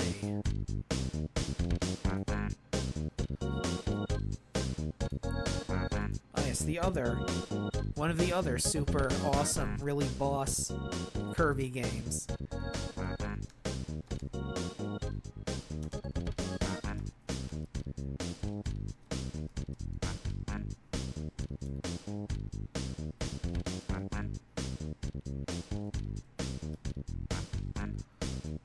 See if this fits. That sure does. Planet Robobot for the 3DS for Kirby. That is a fantastic Kirby game that is really, really good. It has a lot of callbacks to other games. It even has at the end a callback to Kirby Superstar.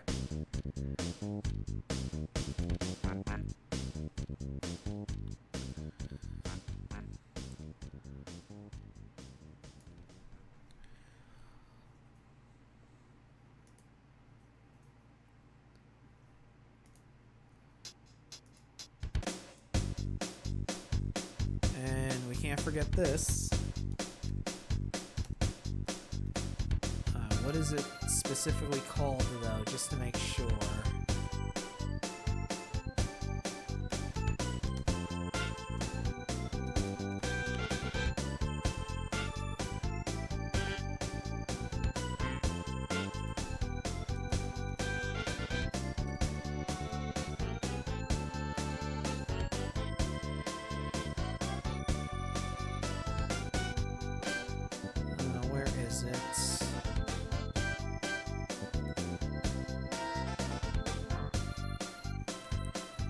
give me a moment here. There it is.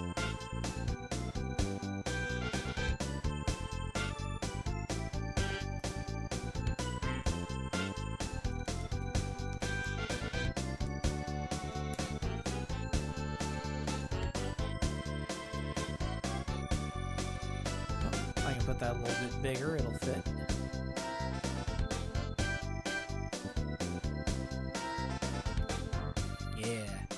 So yeah, Metroid plus saving for the NES. They took Metroid 1. They added SRAM to it so you could save instead of doing passwords, and they also added a bunch of other stuff. Beam stack. You can get all of the energy tanks and they'll count. There's a mini map, and well, there's a mini map and there's a regular map as well, so you really won't get lost. I think it's really the best way to play the original Metroid.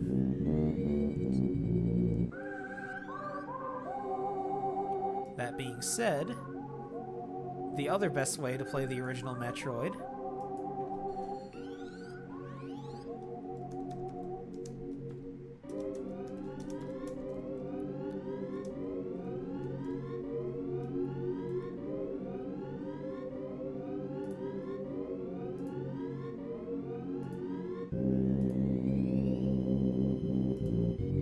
Metroid Zero mission.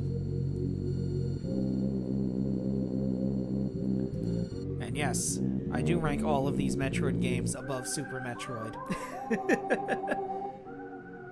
But Super Metroid will be on the list somewhere, so don't get excited.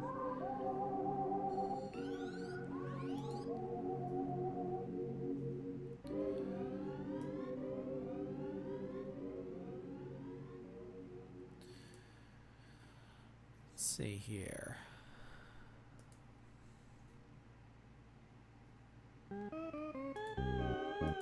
We have not touched the PlayStation 2 yet. But I'm having a hell of a time remembering specific games from the PlayStation 2 that really, really stand out as my favorite games of all time.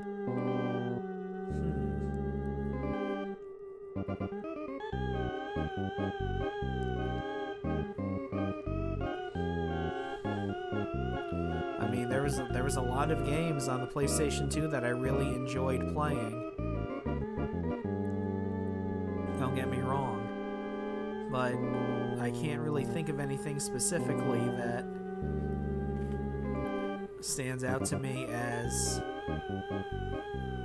one of the best. I like something I would go back to constantly to play.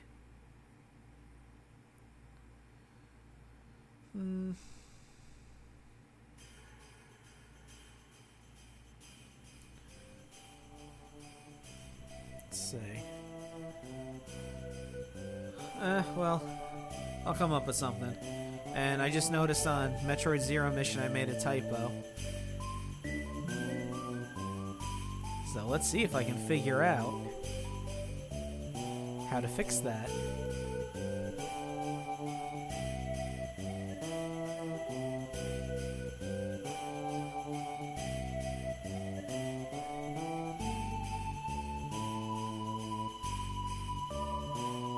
There we go.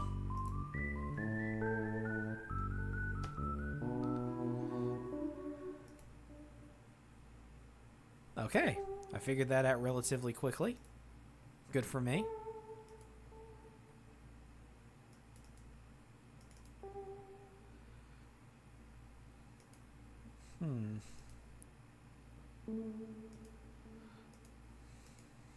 Oh yes. Now that I think about it,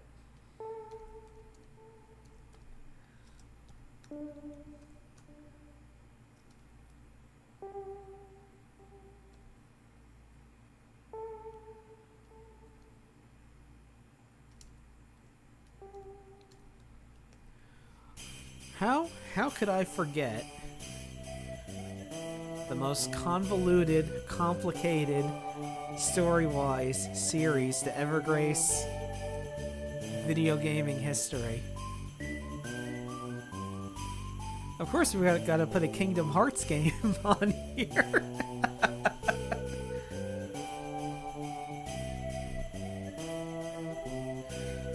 Probably a game that has one of the most deranged storylines I've ever seen in a game series. Just insane shit that comes out of nowhere. And they just keep compiling onto it with every new game that comes out in the series.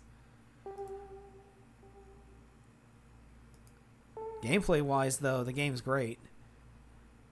Basically, for Kingdom Hearts 2, I call it press X to win, because that's basically all I did, was just hammer the X button. Oh god, all of the Kingdom Hearts games were like, whoa.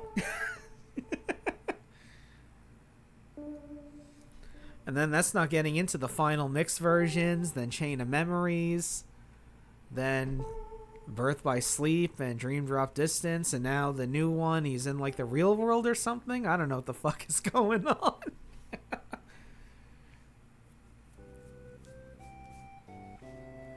It's a series that went off the rails early and then never bothered to try to get back on the rails.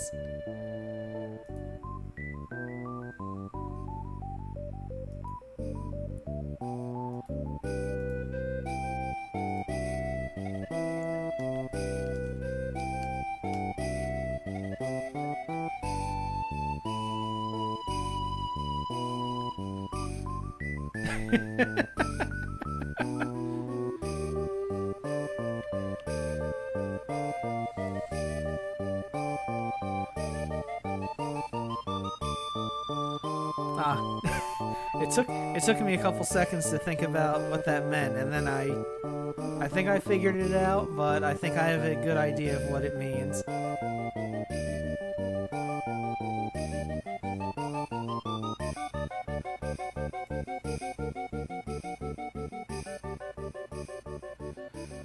Alright, let's throw this on here because it does belong on here somewhere.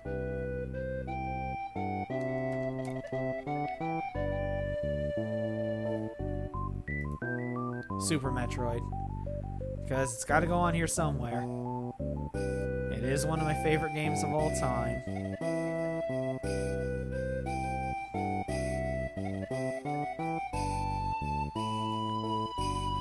Let's see.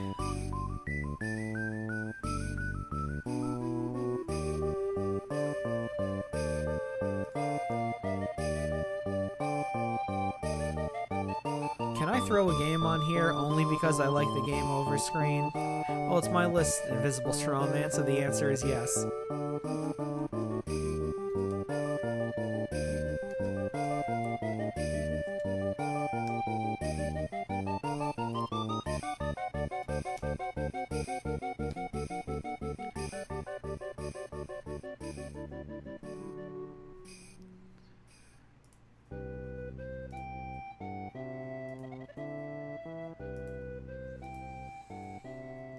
And it's probably not the game you're thinking of.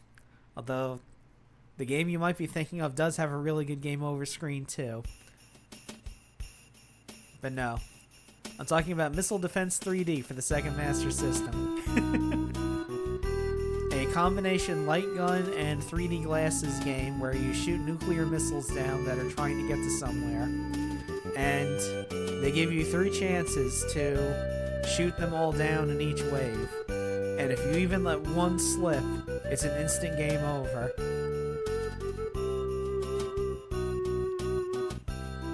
And the game over screen tells you that.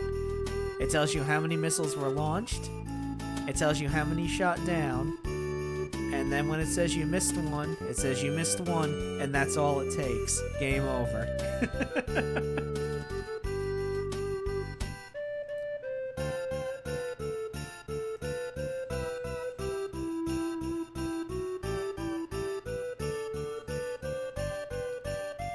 What do you say we put another Master System game on there?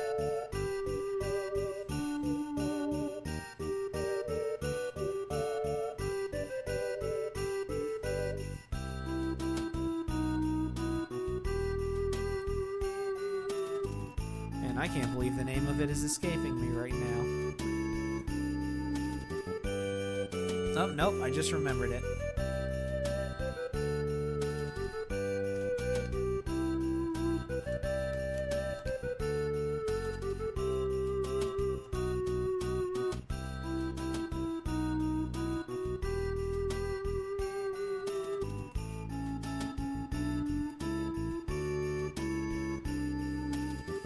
Astro Warrior.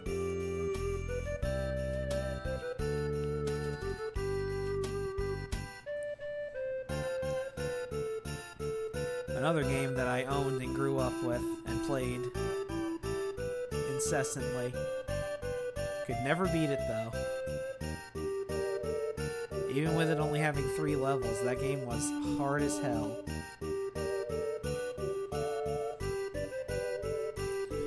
Let's see.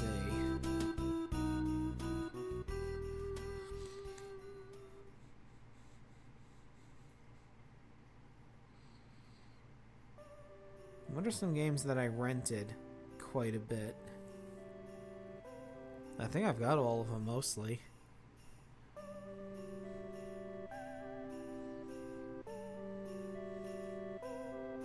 Oh. Did I put that on there already? No, I didn't.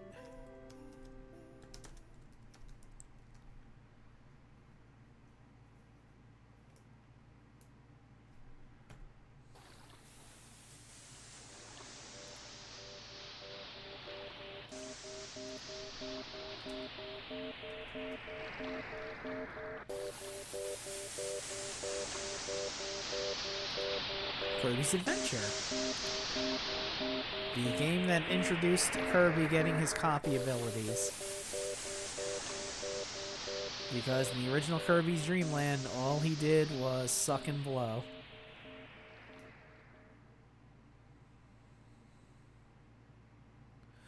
And of course I'm referring to the NES version of Kirby's Adventure. Nightmare in Dreamland is okay for the Game Boy Advance, but it's not really my thing. I prefer the NES version. I prefer the final boss to actually be a vampire rather than just the main bad guy from the Kirby anime.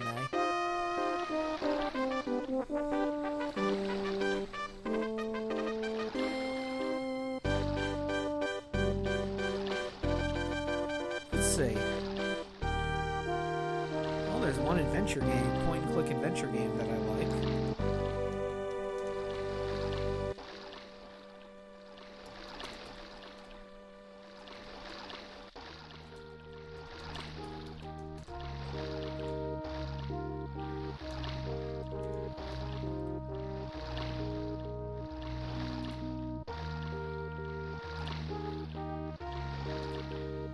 This might not fit on the whole thing here. Nope.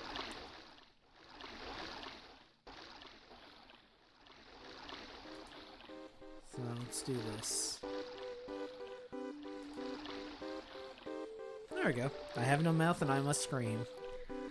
I'll get down to brass tacks about it. Harlan Ellison did some stuff that was kind of shitty. But the short story he made is really good, and the game that came out of it is really good too. And I really like listening to him ham it up as Am in the computer game.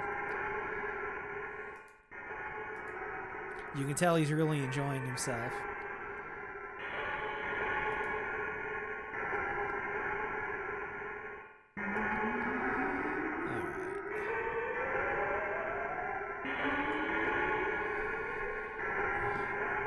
Well, we gotta put it on here eventually, and this is as good a place as any for it.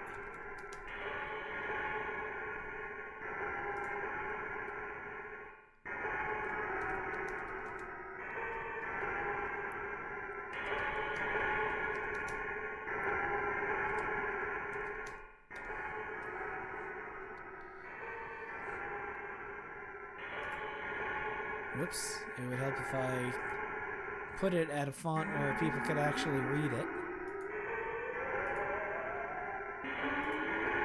So yeah, the original Mother game. It certainly was a product of its time. It certainly had that late 80s RPG feeling to it, with the insane encounter rate and crazy difficulty spike at the end. However, the restored hack of it curbs that a little bit. In this Nintendo's room at the start of the game, you get an accessory called the Easy Ring, and it doubles your experience and it doubles your gold, money, whatever the fuck it's called in there. And that really helps a lot to curb the game's difficulty.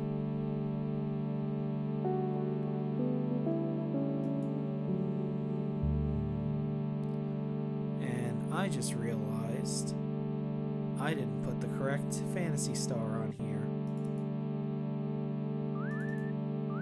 Let me check something quick.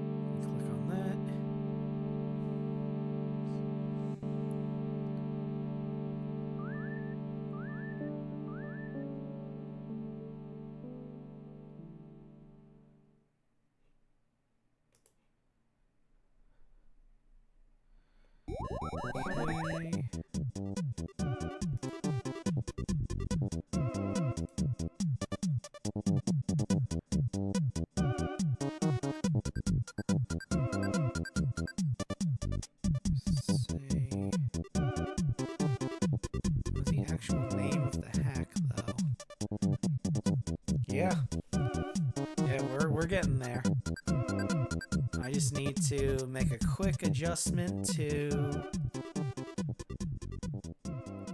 the Phantasy Star thing. Alright, I'm just gonna say...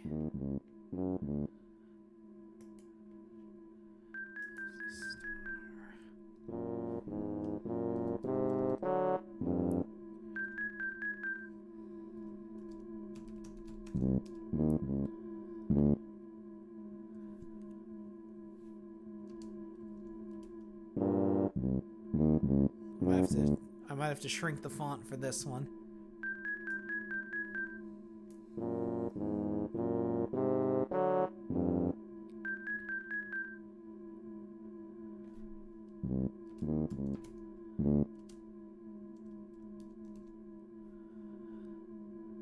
Yeah, there's no way in hell that's all gonna fit. Let me shrink it down. Okay, we'll start working up from there. 12. Oh, that's about as high as I can go, with it still being legible. And it's still fitting in the box. So yeah, the Phantasy Star I forgot to mention was the retranslation that SMS Power did. That's the one specifically you want to play, because it lets you... it has a lot of different options that improve quality of life for the game. The main ones being, you can up your experience and gold, Meseta, by up to ×4, so you can breeze through the game a lot easier.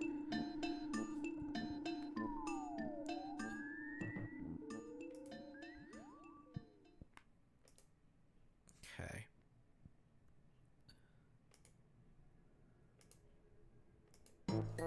Let's see.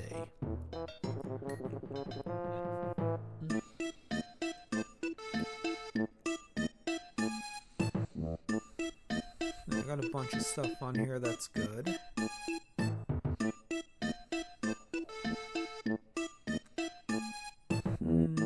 Let's see.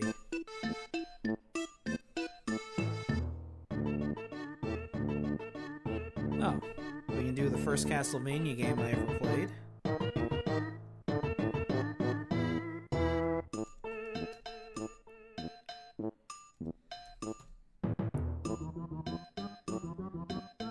You know what? I'll just call it by what the title is. The extra title.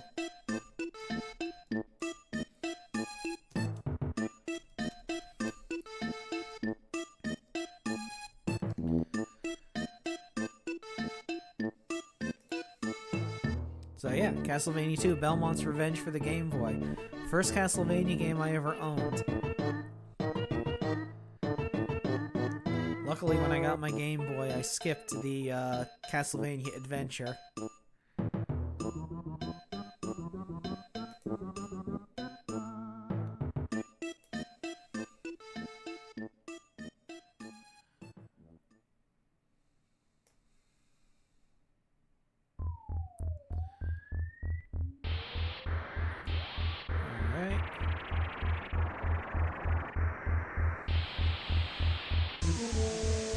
I gotta put this on here.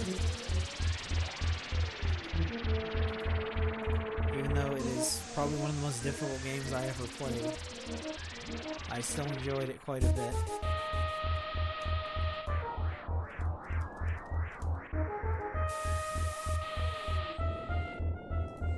Hollow Knight. Or as I think one person called it, the melancholic bug game.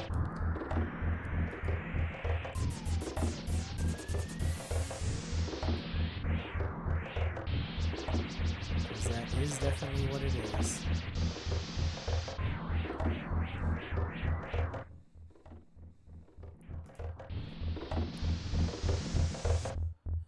Let's see. I don't think I put this on here yet.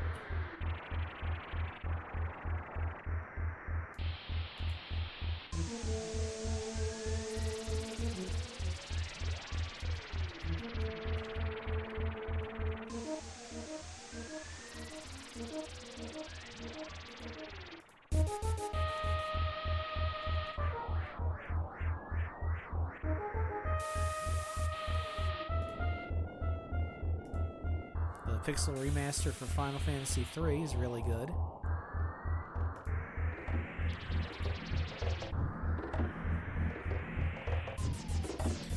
And I mean, there's a shitload of hacks for Final Fantasy III for the NES, but I like what the Pixel Remaster does with the game.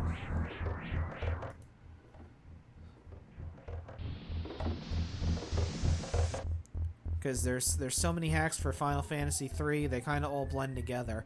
Kind of like with Final Fantasy I for the NES.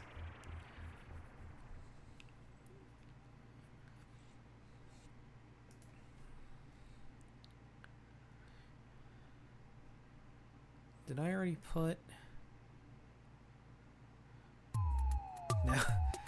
Now we're running into... Did I already put this on the list yet? Yes, I did. Okay.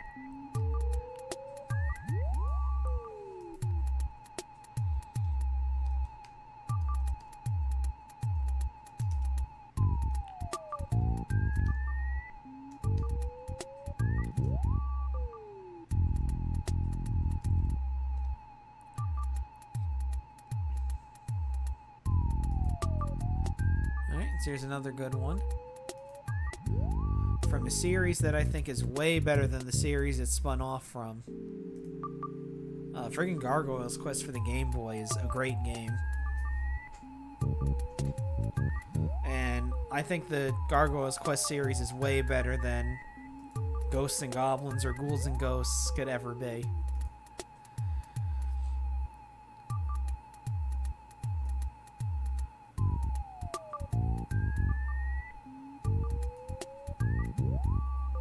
Okay. We got Kirby's Adventure. I think we got all the Metroid games. Metroid Dread will not be on the list. While it is a very good game, it's not a game I would go back to.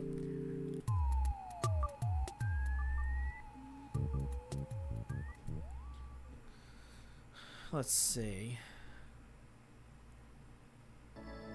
Oh. I know one.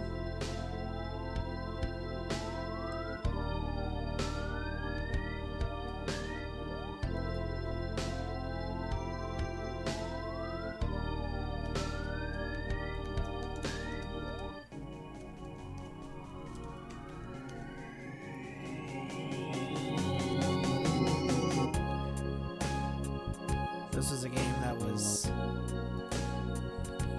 rented quite a bit when I was growing up, and it's a game I still enjoy today. Either US or Japanese version is fine.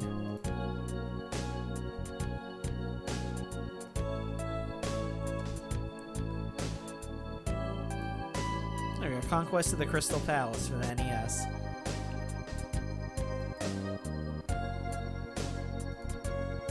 It's a fun game. It's a little bit challenging in parts, and the music is music that I still keep in mind to this day.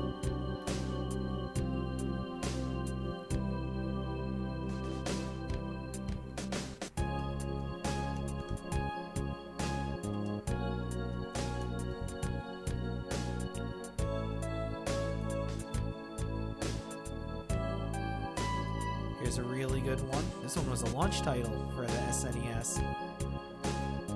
Hell yeah, fucking ActRaiser. And not that... sorry to say, but not that shitty remake that they made with that twink angel that yells at you. Yeah, it was in the US.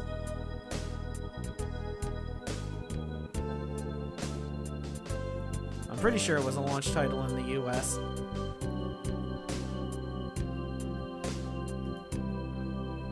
Speaking of launch titles,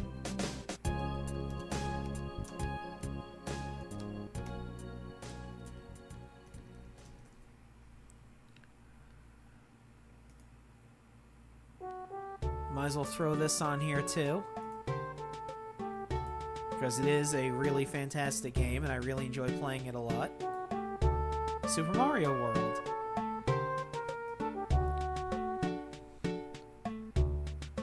While I personally prefer Super Mario Bros. 3, Super Mario World is a very good game too.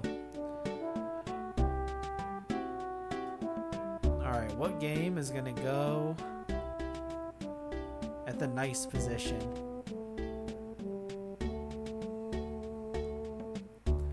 Let me check something here.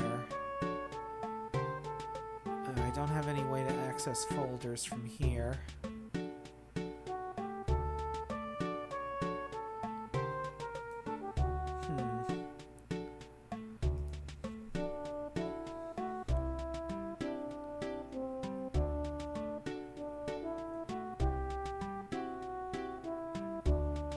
Let me check something. I'll be right back quick.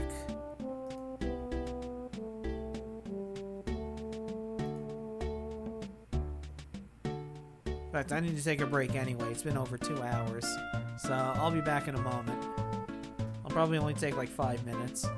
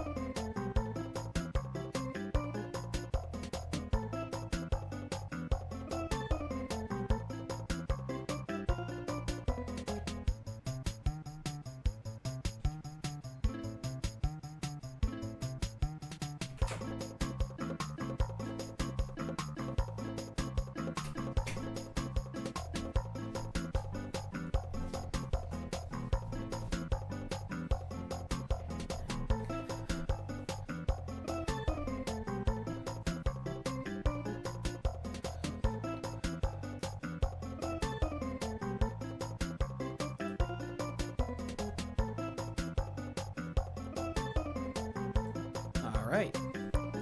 We're back. And it's time to rattle off some PC games. Starting with...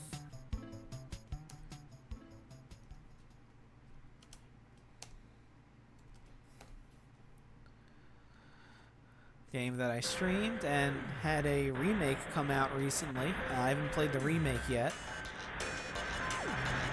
so I can't really put it on the list.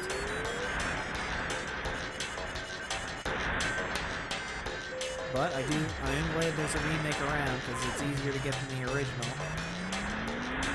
Off. A very strange little game. Where he plays the batter on his sacred mission to purify the world.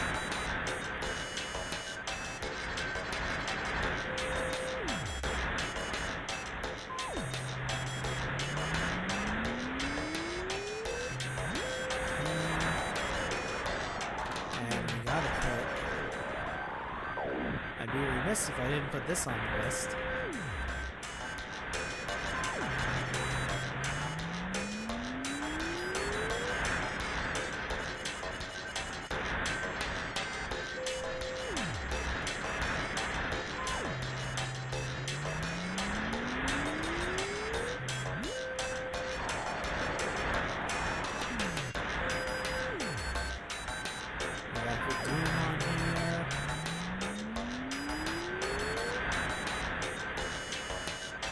Of course, I play this game once a year, so I'd be remiss not to put it on here.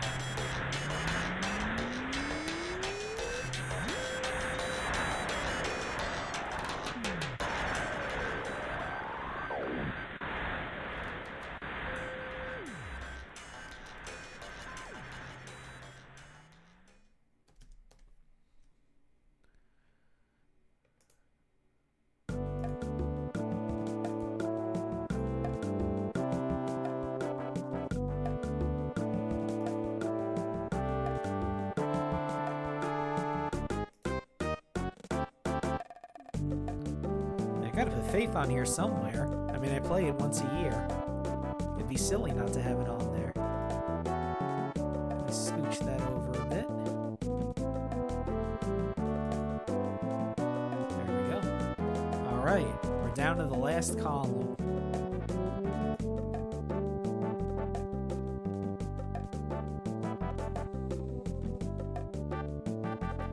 Let's see, any other PC games? Yes, that one. Yeah, I play that every Halloween.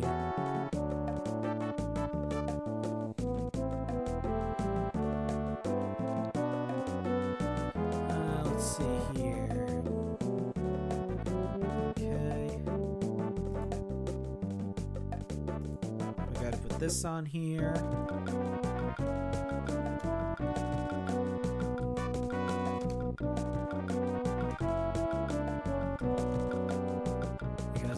That if you like Metroid, you would really like it.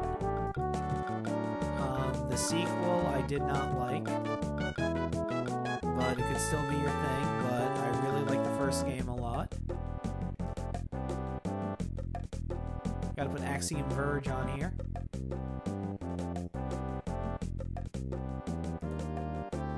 Another thing I would call one of the best Metroid games that Nintendo never made.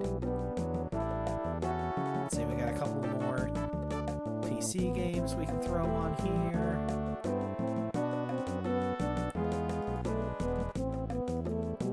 Of course, I gotta put these two together.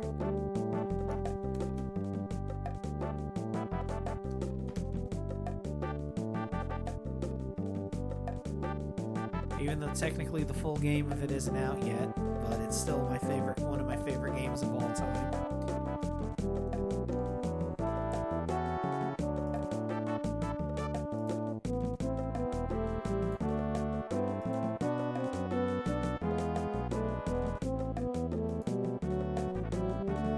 Deltarune on here.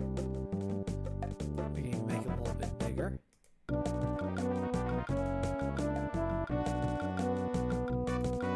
And then by that token, if we have Deltarune on here.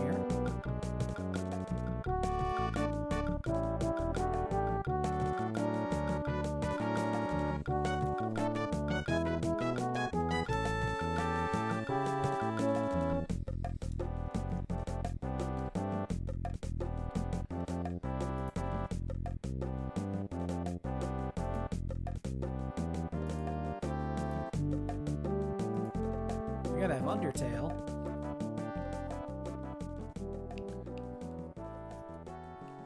Although I will argue Deltarune is the better game by a long shot.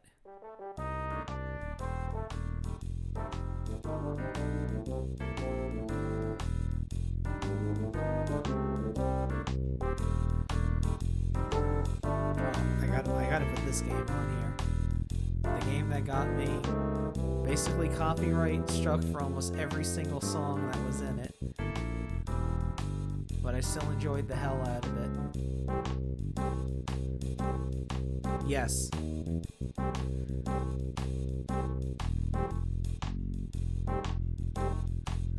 Yes, I played through the first 4 chapters, and so far, I can't really see it suddenly becoming a game I would hate.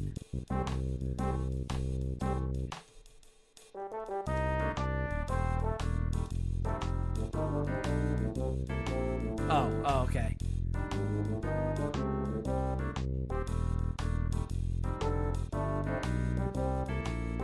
Yeah, luckily it didn't give me strikes. It did do a copyright thing, but it was one of those things where the copyright said the owner of the music allows the music to be used on YouTube, but it was still a big copyright thing for almost every single song that was in it. Franken for the PC. A very, very weird little RPG that I recommend playing on your own because I wouldn't want to spoil anything about it.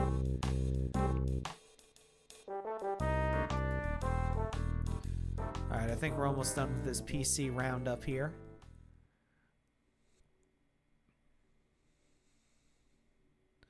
Okay, a couple more.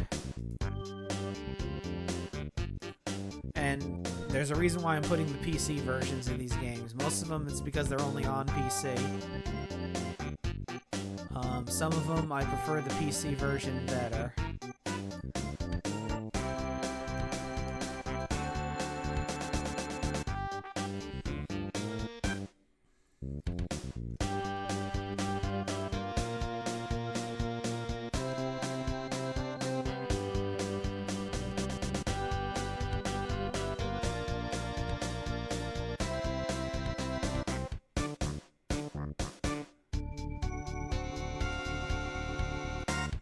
Okay, here's a little game that I really enjoy, that I don't want to say anything either to spoil anything about it.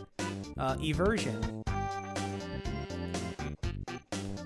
It is a little platformer where you play as a cute little guy and you collect gems, and that is all I will say about it.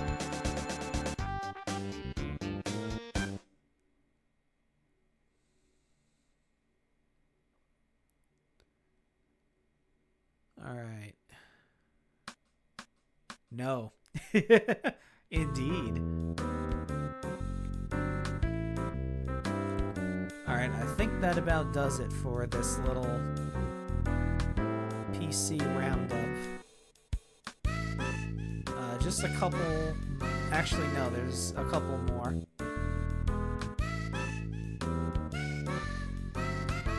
So I'm sure you'll indulge me for a little bit longer.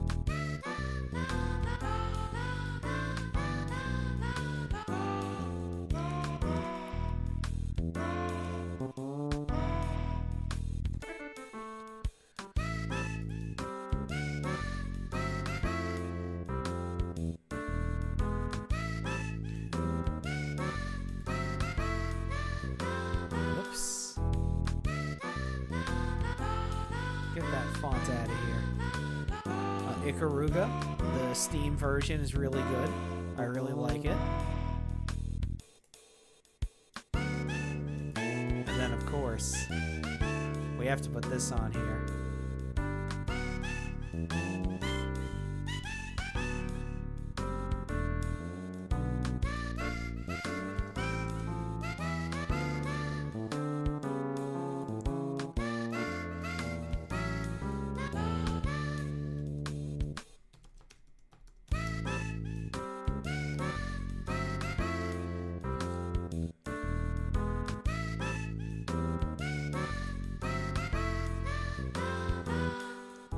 Gotta put Killer 7 on there. And especially the Steam release, because it has subtitles for everything. And that is greatly appreciated considering a lot of the characters talk in whispering gibberish. So it's nice to have subtitles there.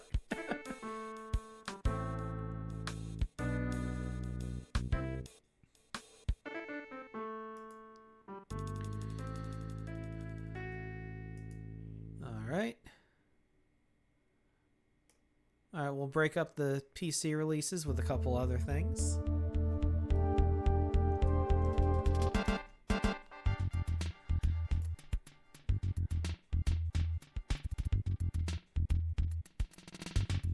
Yeah. Here is the only game that I ever speed ran.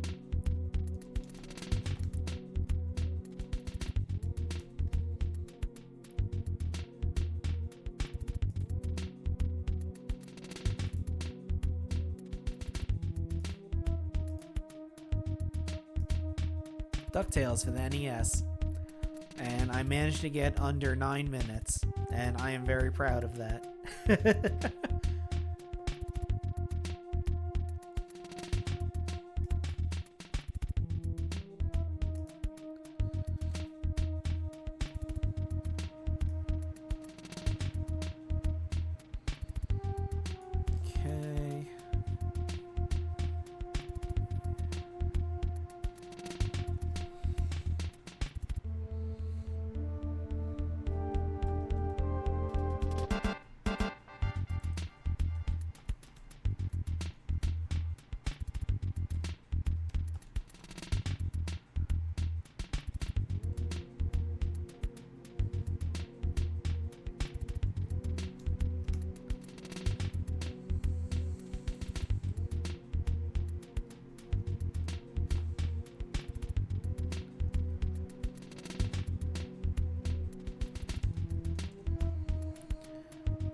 Couple more PC games to throw on here.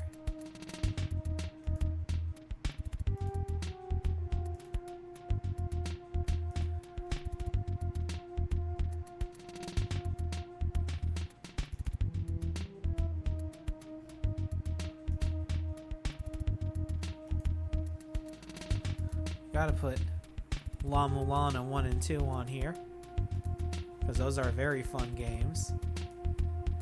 A bit hair-pulling at times with the puzzles, but fun to play, not as much fun to stream.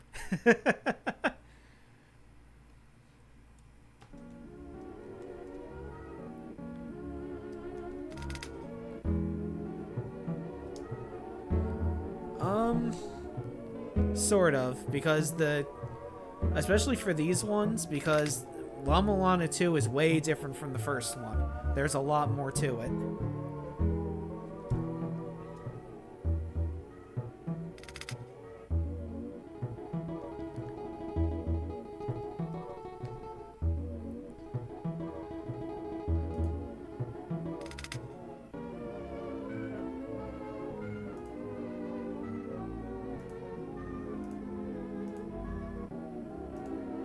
And even though... And the reason why I put La Mulana above La Mulana 2 is I like the music from La Mulana a lot more.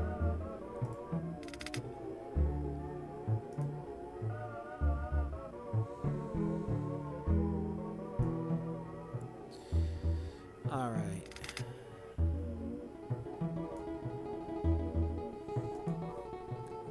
We're getting down to the wire here.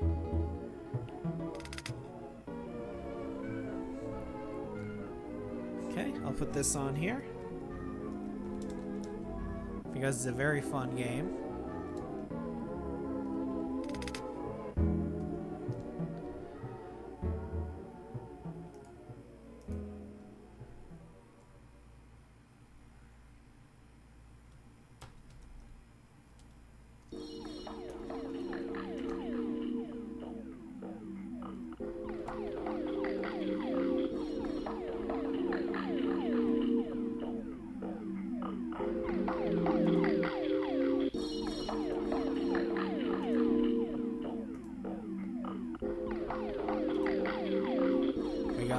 helpful mail, but the unworked hack, which basically takes out all of the stupid gameplay shit that Working Designs changed to make the game more difficult and more ridiculous. Unfortunately, they can't do anything with the script. So, just be on the lookout. If you play the game, there is a R... there is a R word slipped in there somewhere that comes out of nowhere.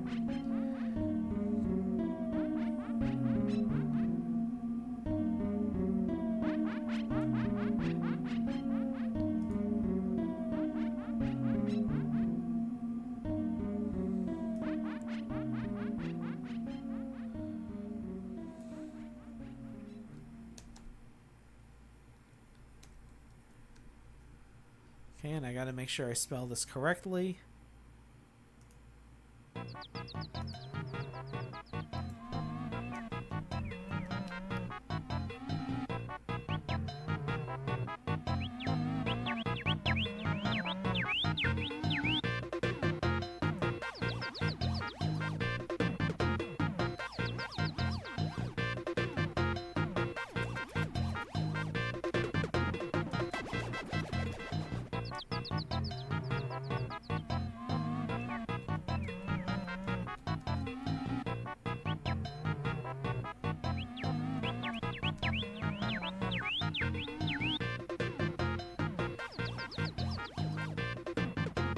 This is a game that I had been waiting for a fan translation for years, and it finally came out a couple years ago. Someone finally translated this, and I was very excited.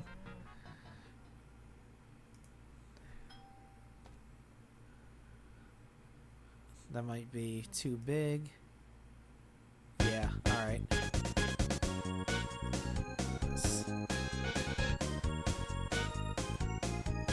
There we go. Yeah, so they finally did a fan translation of the Saturn version of Silhouette Mirage. And not only did they translate it, they retranslated it so it's not just the Working Design script. And since it's the Japanese version, it has all of the bullshit that Working Designs put into the game taken out. I have a very love-hate relationship with Working Designs. I'm very happy for the games that they brought over, because otherwise they probably would have never gotten here. But I do not like all the meddling they did with the scripts and the gameplay.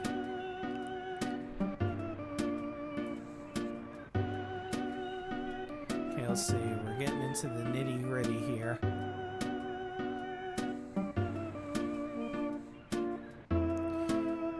I have a special surprise for number 100, but we'll get to that when we get to that. It'll be the last quote-unquote landmine game that I'm going to put in here. Alright, let's see here. Yeah, I think I did all the PC games that I wanted to.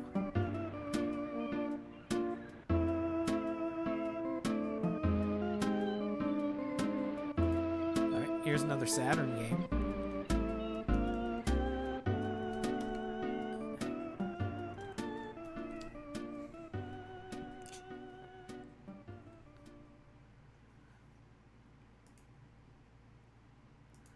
It's a game that I really, really like. I really enjoy it, but I never actually sat down and beat it. Power Slave for the Sega Saturn. Or as I like to call it, Metroidvania Doom.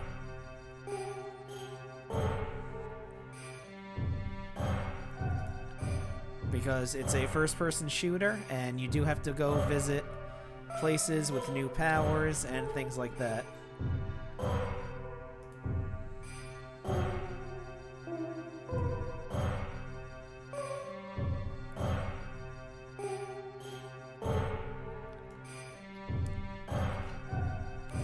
Let's see here.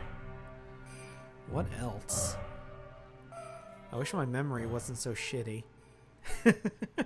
So I could actually, you know, remember shit from years ago.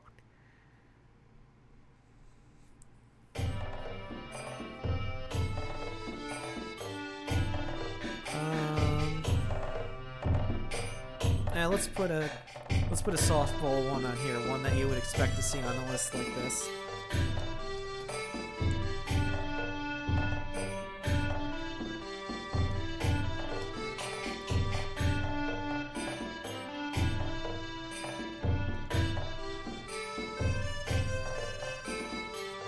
Although not quite in a way you would expect.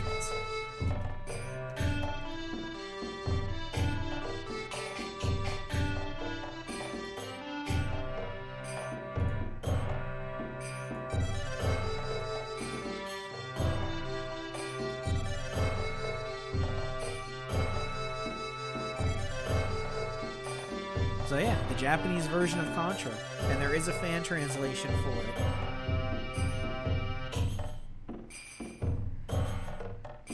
Because on the Japanese version, they put a special chip in the cartridge, so you got more animations through the levels. There's an intro and an outro. There's even a little bonus thing if you wait at the end of the game for a period of time. You get a special little message at the end.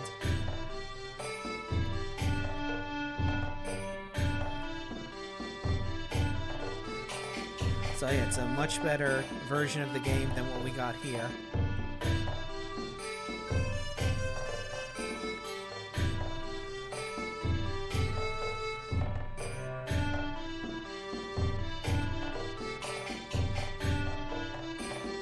Okay, just give me 1 second here.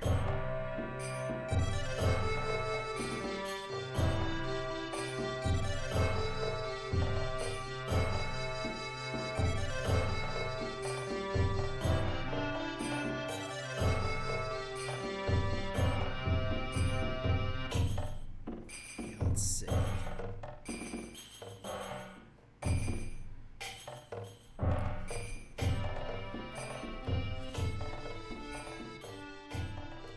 See, did I make any egregious errors in leaving something out?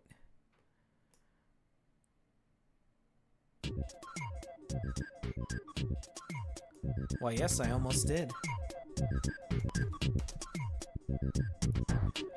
It's a game I haven't streamed yet, but I am going to eventually.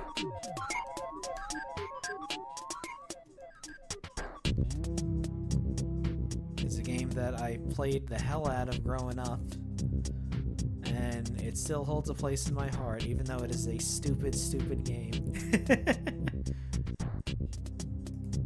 Lunacy. Made by the same people that brought you Mansion of the Hidden Souls and Mansion of Hidden Souls.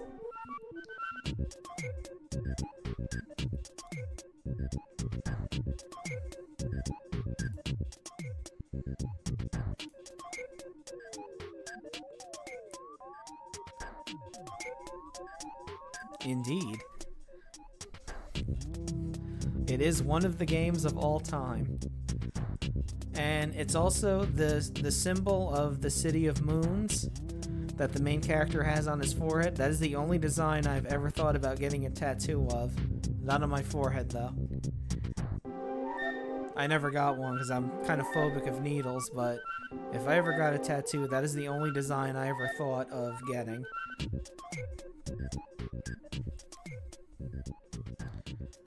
Let's see.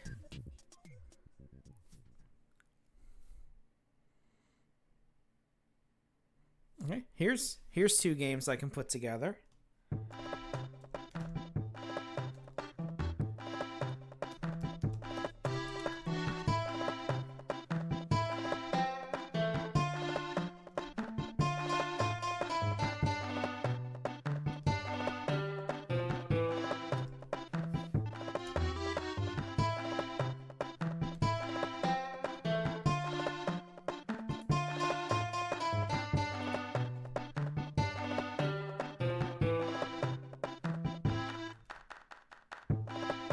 Mainly because the two of them together make a complete game, much like with Sonic 3 and Knuckles.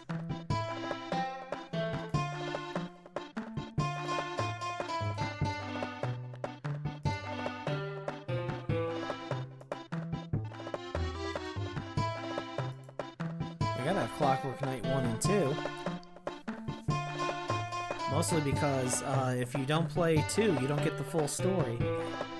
Game ends on a cliffhanger.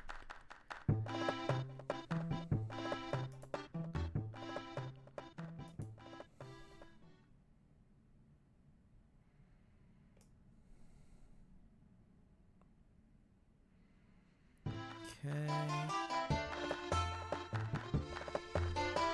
Let's see, what else did I rent a lot as a kid?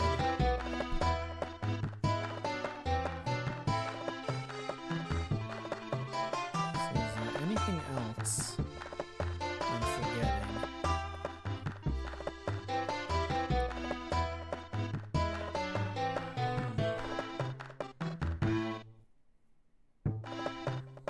Oh. I know what I can put.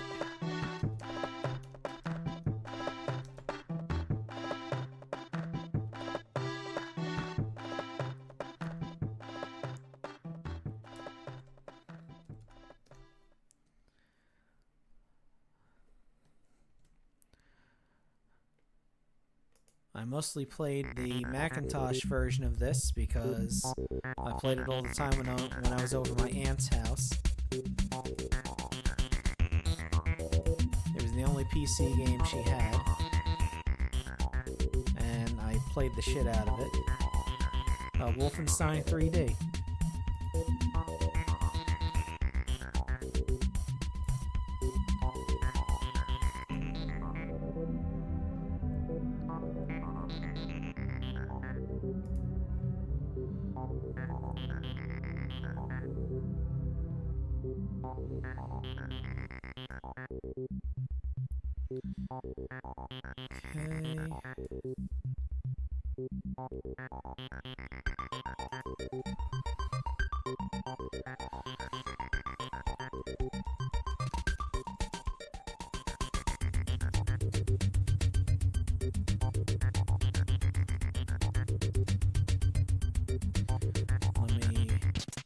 Next one's another ROM hack. Let me make sure I get the correct name of it.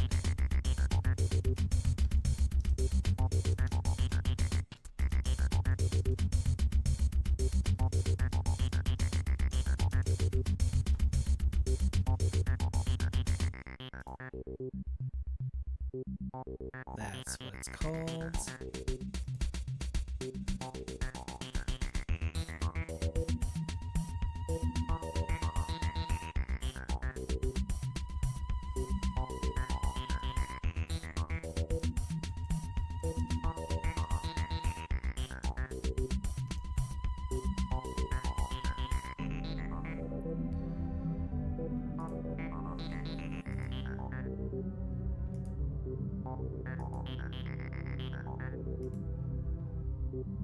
Oops.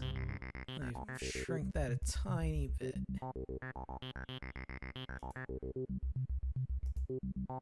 There we go. So yeah, the Bat Advantage mod gives you extra lives, gives you extra continues, and it also makes it so that your weapon is always fully charged. You don't have to wait for it to charge up, so you always have a fully powered weapon.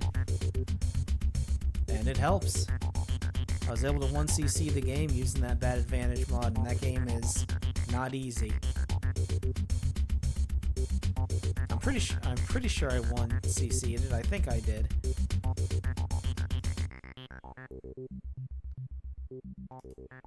All right, 10 more to go.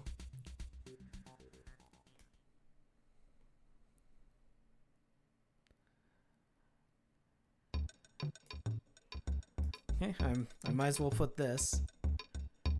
As stupid as a game as it is, I still love it myself.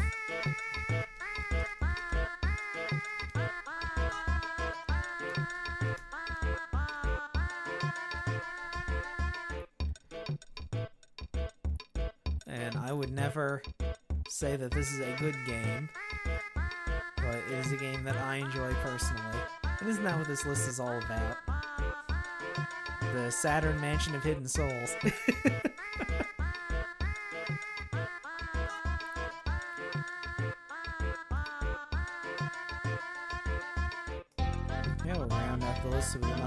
Master System game.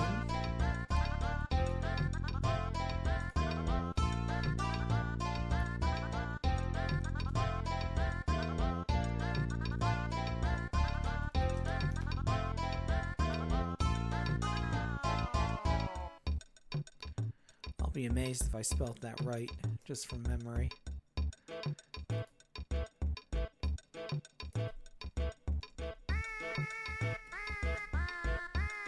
Holy crap, I did. I can't believe it.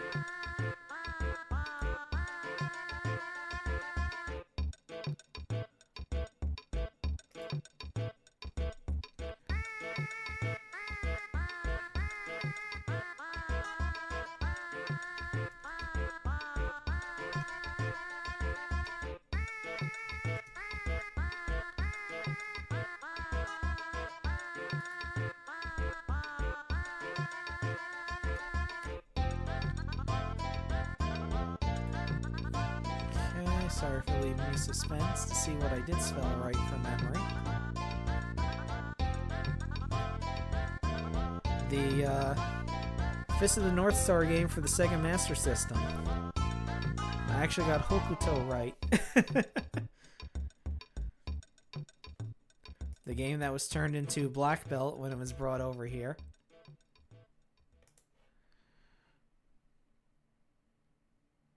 But you know, of course, the Japanese version, with the English translation, has the actual story to Hokuto no Ken in it. The good part of the story, up to where he fights Rao. Everything after that is kind of stupid. Okay.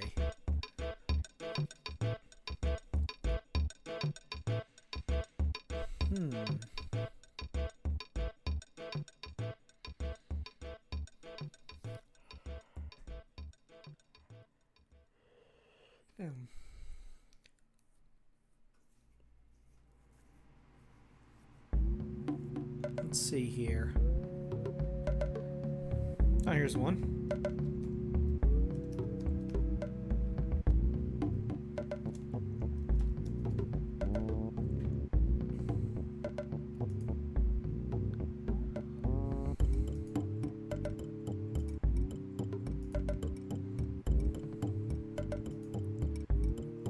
Everything should fit.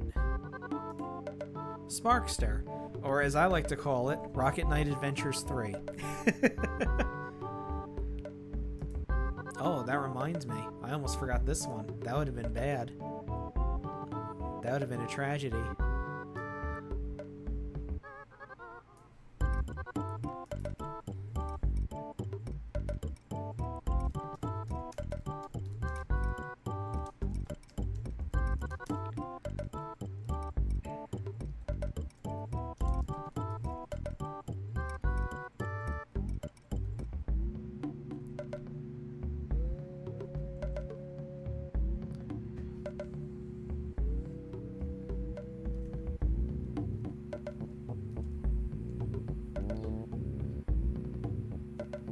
Yep, we're almost there.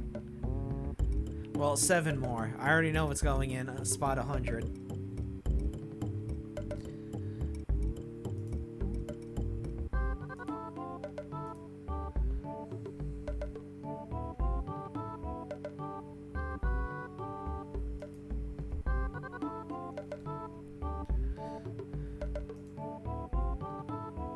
Whoops.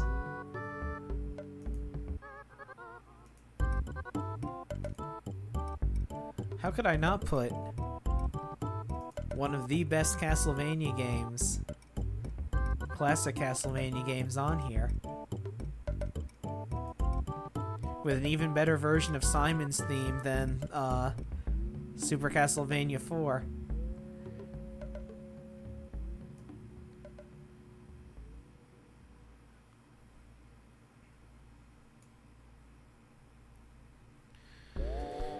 Let's see.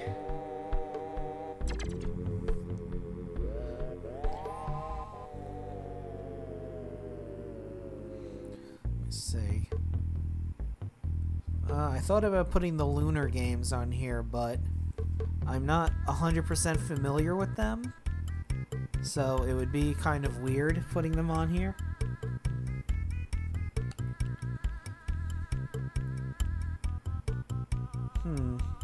So yeah, those aren't going to be on here. I'm not really too familiar with the Game Gear, so we're not going to put any Game Gear games on here. Besides, most of them are just Master System games anyway.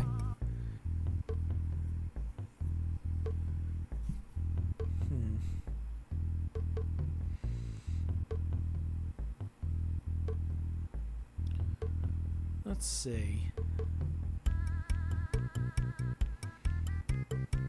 Oh, I know.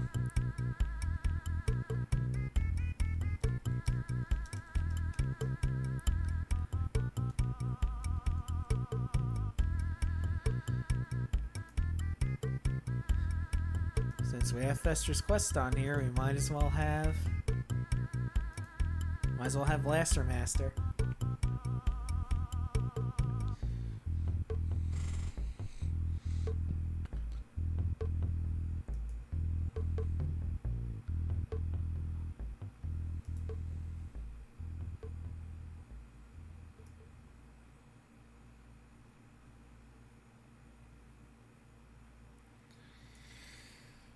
Okay.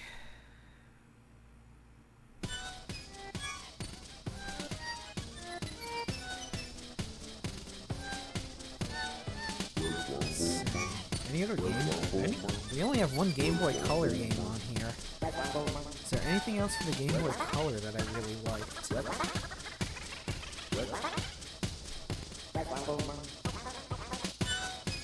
The only game that's coming to mind that was specifically for the Game Boy Color was that shitty port of Crystallis. And that is never going on this list, ever. Oh, I know something I can put on here.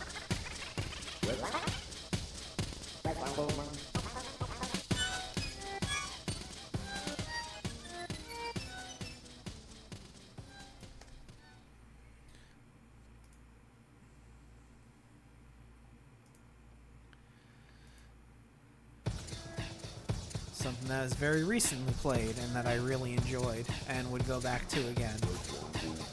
The original Dragon Quest.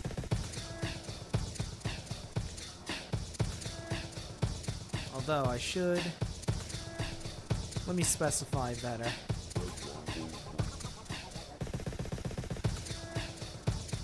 There we go. Dragon Warrior. Hell yeah. Let's get the right name on that.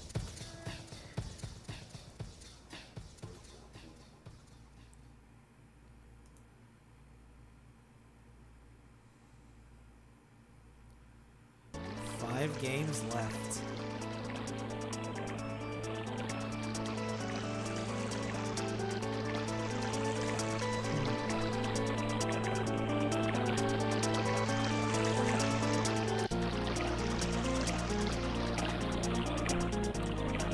Come a long way. Come a long way from that first 13 and going all the way down.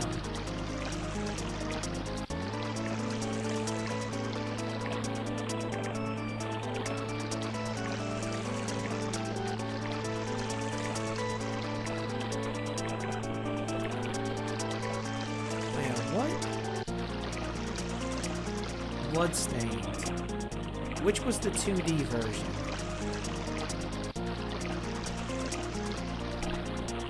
Was that Curse of the Moon? I think it was Curse of the Moon.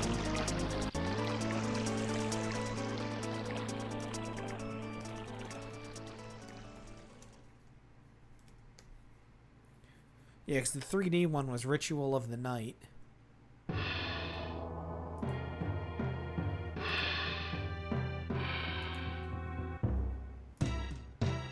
Not Cure of the Moon.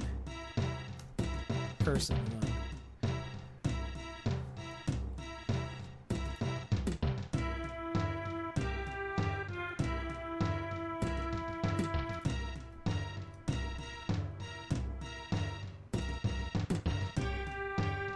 Yeah, I like that one a lot.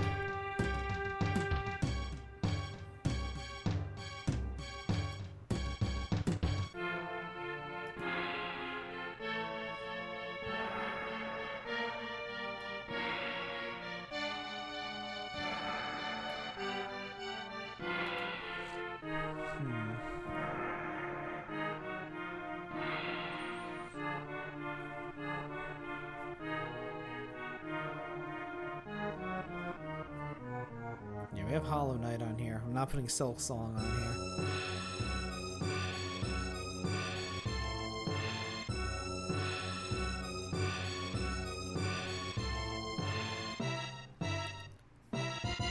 here. Silk Song requires a skill that is far beyond my capabilities. And mostly I can't be bothered anymore with games that difficult.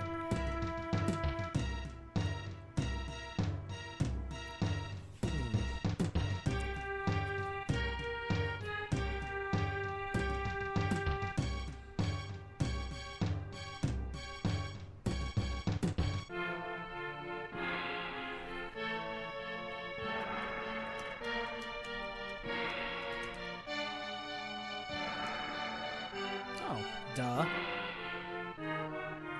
How could I have not put him on this list once?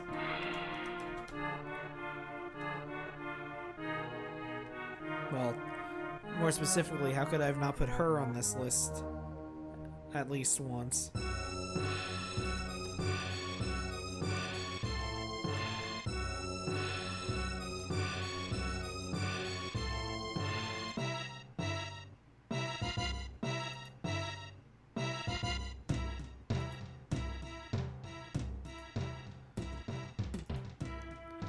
How could I have not put a single Mega Man game on here? Or a Roll-Chan game in this case.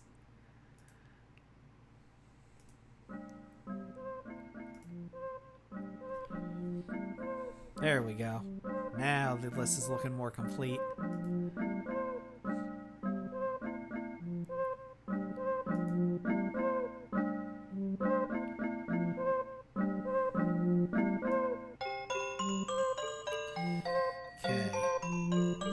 These last two, is there anything I've forgotten? We already have a Pokemon game. There's a Mega Man game on there. We got Castlevanias. We got Final Fantasies. We got the Mother series. Rocket Knight Adventures is on here. Got a bunch of Saturn games. NES.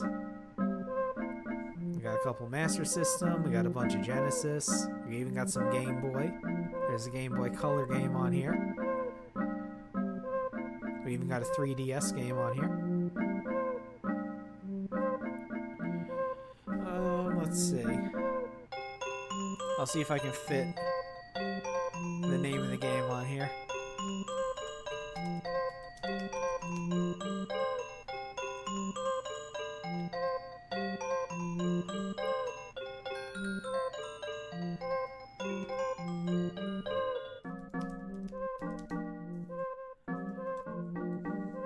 And I think I have this on PC, but I think it came out on the PlayStation 3.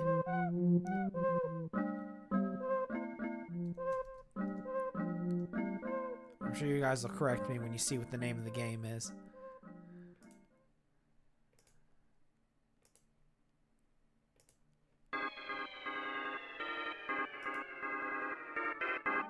Metal Gear Rising: Revengeance. Did that come out for the PS3 or was it PS4? I don't remember. Look it up.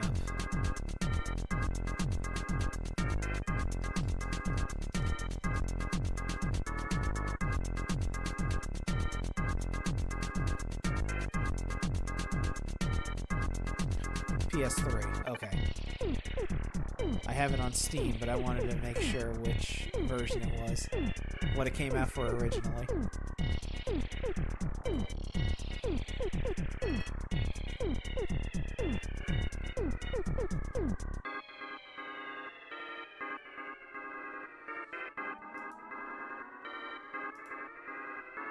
Let's lift that up. Whoops. Lift that up and over a tiny bit. Alright.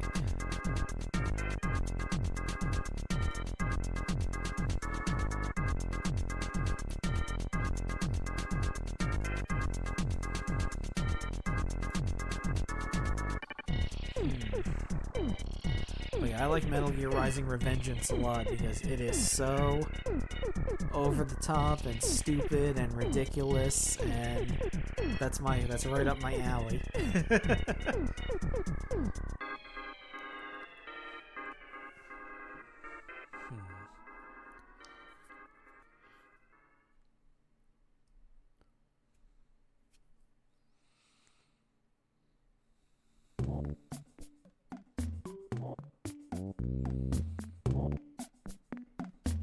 Kind of groove into the music here while I think. I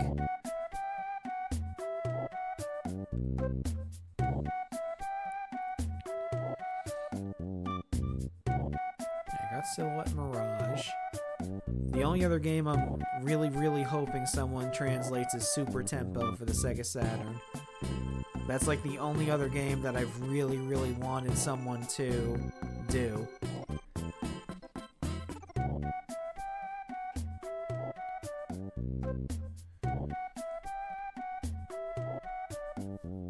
Maybe someday.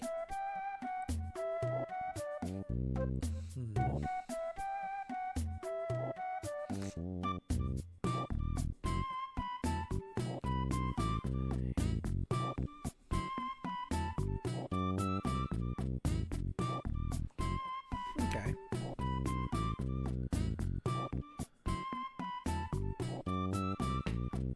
There it is.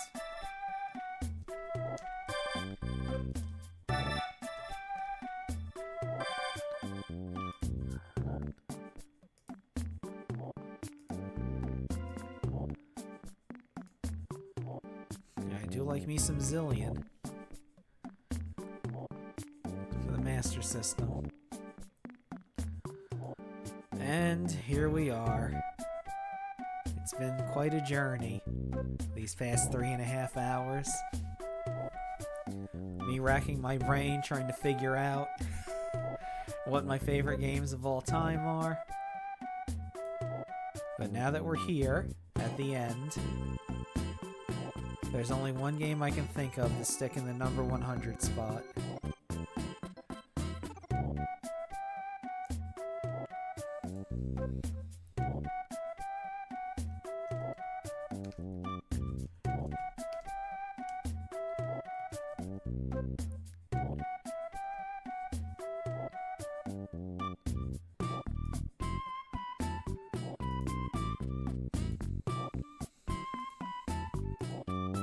Okay, so when Sarzak first made his list, I noticed that number 100 he had Bram Stoker's Dracula for the Sega CD. So of course I said something about it, and you know, he laughed. He said that he actually really likes the game, which I like the game a lot too because it is so terrible and it is so dumb, but it's really funny.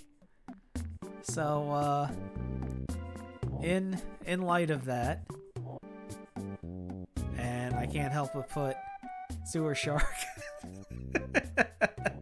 I gotta put Sewer Shark down at the bottom of the list.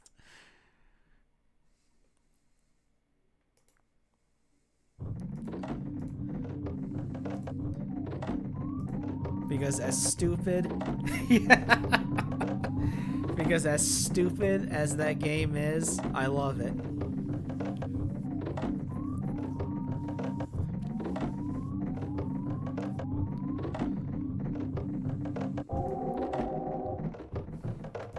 Oof, alright. That is 100 games.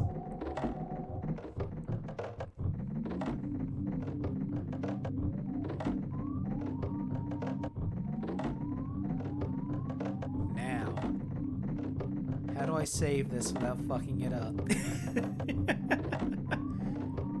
Alright, first things first. The screen's probably going to go dark for a second. Don't mind it.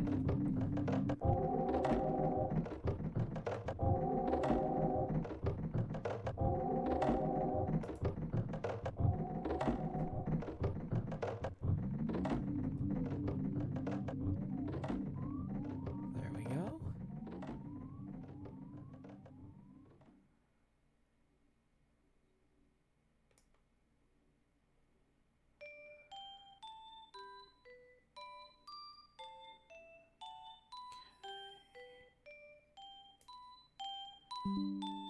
Alright.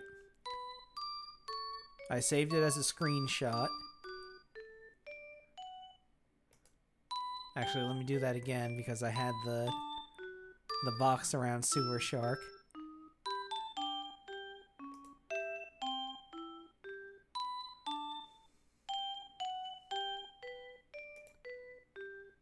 Okay, so let me do that again.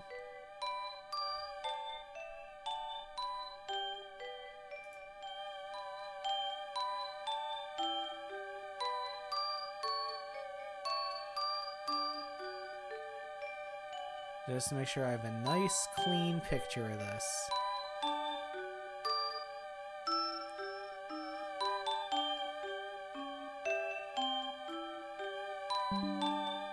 Okay.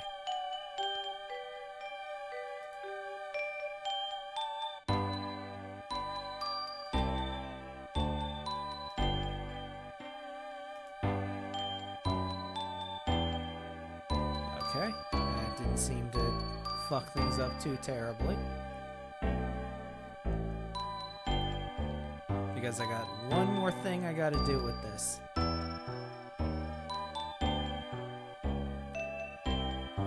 And I don't know how to do it in here, but I do know how to do it in Paint 3D.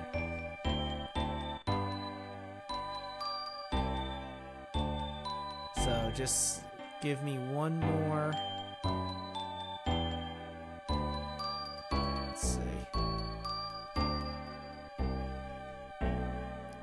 Let's see.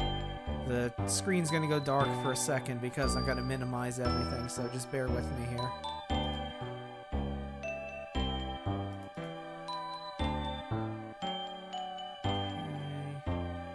Okay. Just give me a moment.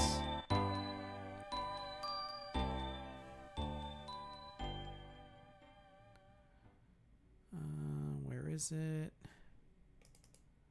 Local disk. Users. Me.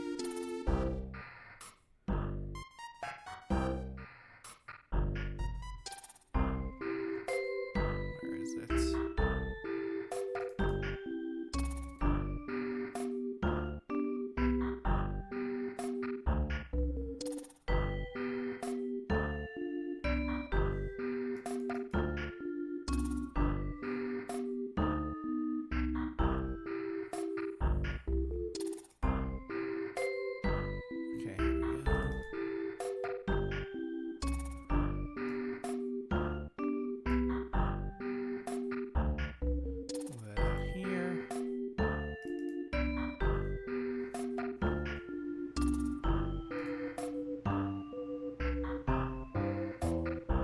Okay. Alright, excellent.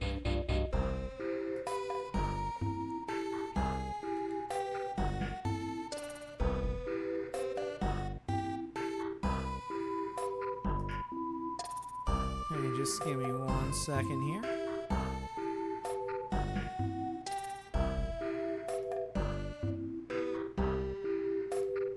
Alright, let's see if I can do this smoothly.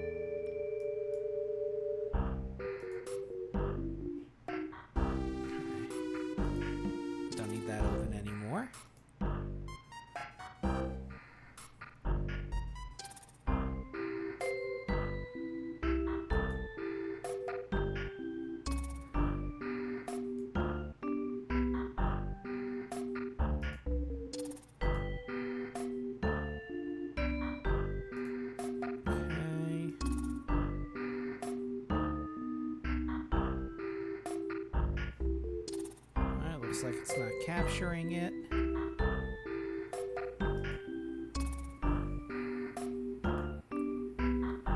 Let's see here. Give me 1 second.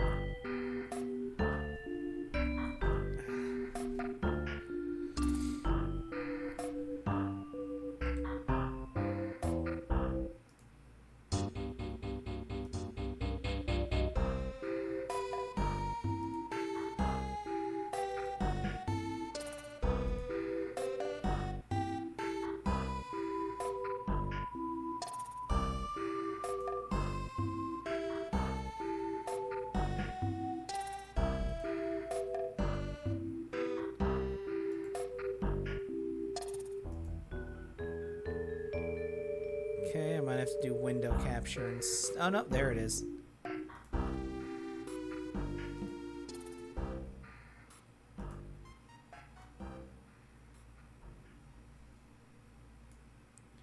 Okay.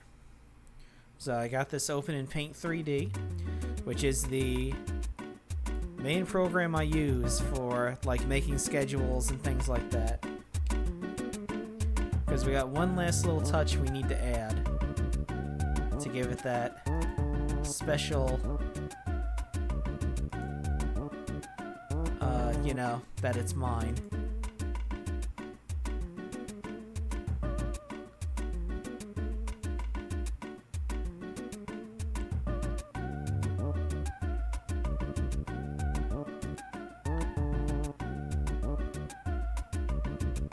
Let's see here.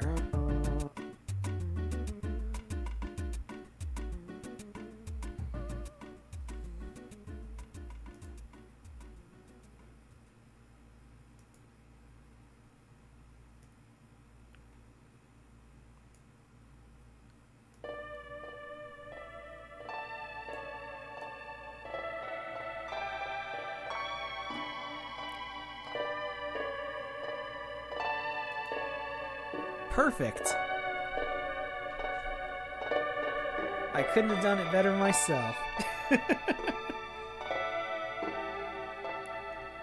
Save that, and we are good. We have a wonderful top 100 list made by yours truly. And everyone knows it's mine because it's got my face in the upper left-hand corner.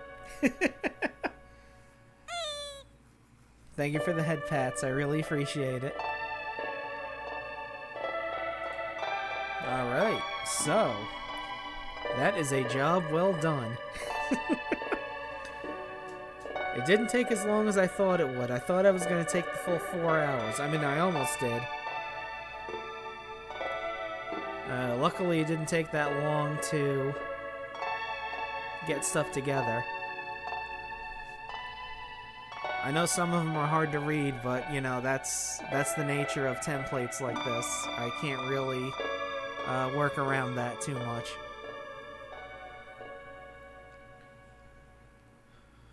Exactly. Although you're right, I can't change it now at all because I don't know how. Without really getting into extensive shit with Paint 3D. Speaking of which, we can X that out. Let me name the thing properly.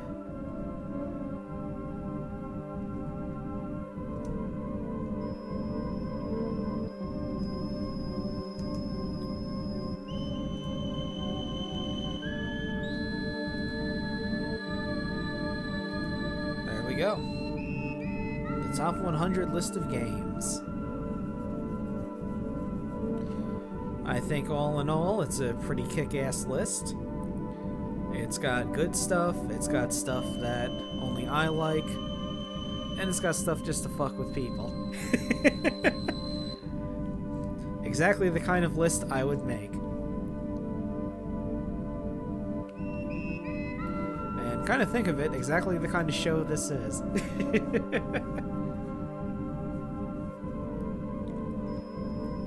But speaking of shows, I think that'll do it for tonight. Because I've been up since 5:30 this morning and I am getting tired.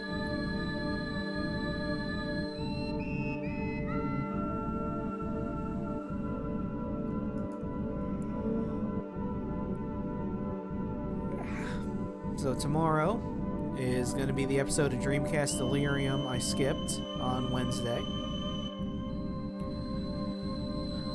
I believe I will have it at 6 p.m. I'll see. I might have it a little bit later. Luckily, unlike most Saturdays, I don't have to be up 5:30 in the morning for that Saturday, so I can afford to have it a little later.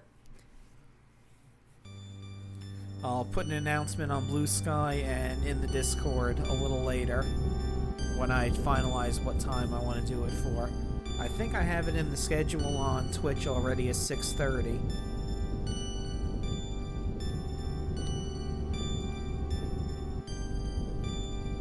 But yeah, that was fun. I really enjoyed making that list.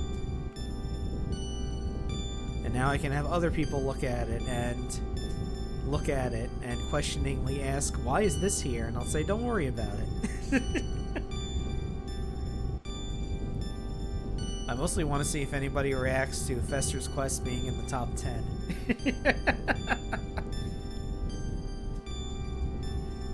That's always a fun thought experiment.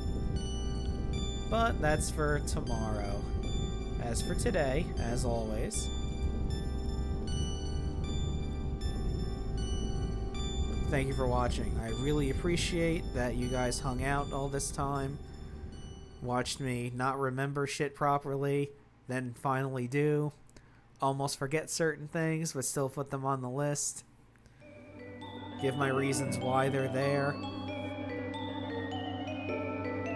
and the head pats and everything. I really appreciate everything you guys do, and thank you for watching. I really appreciate it.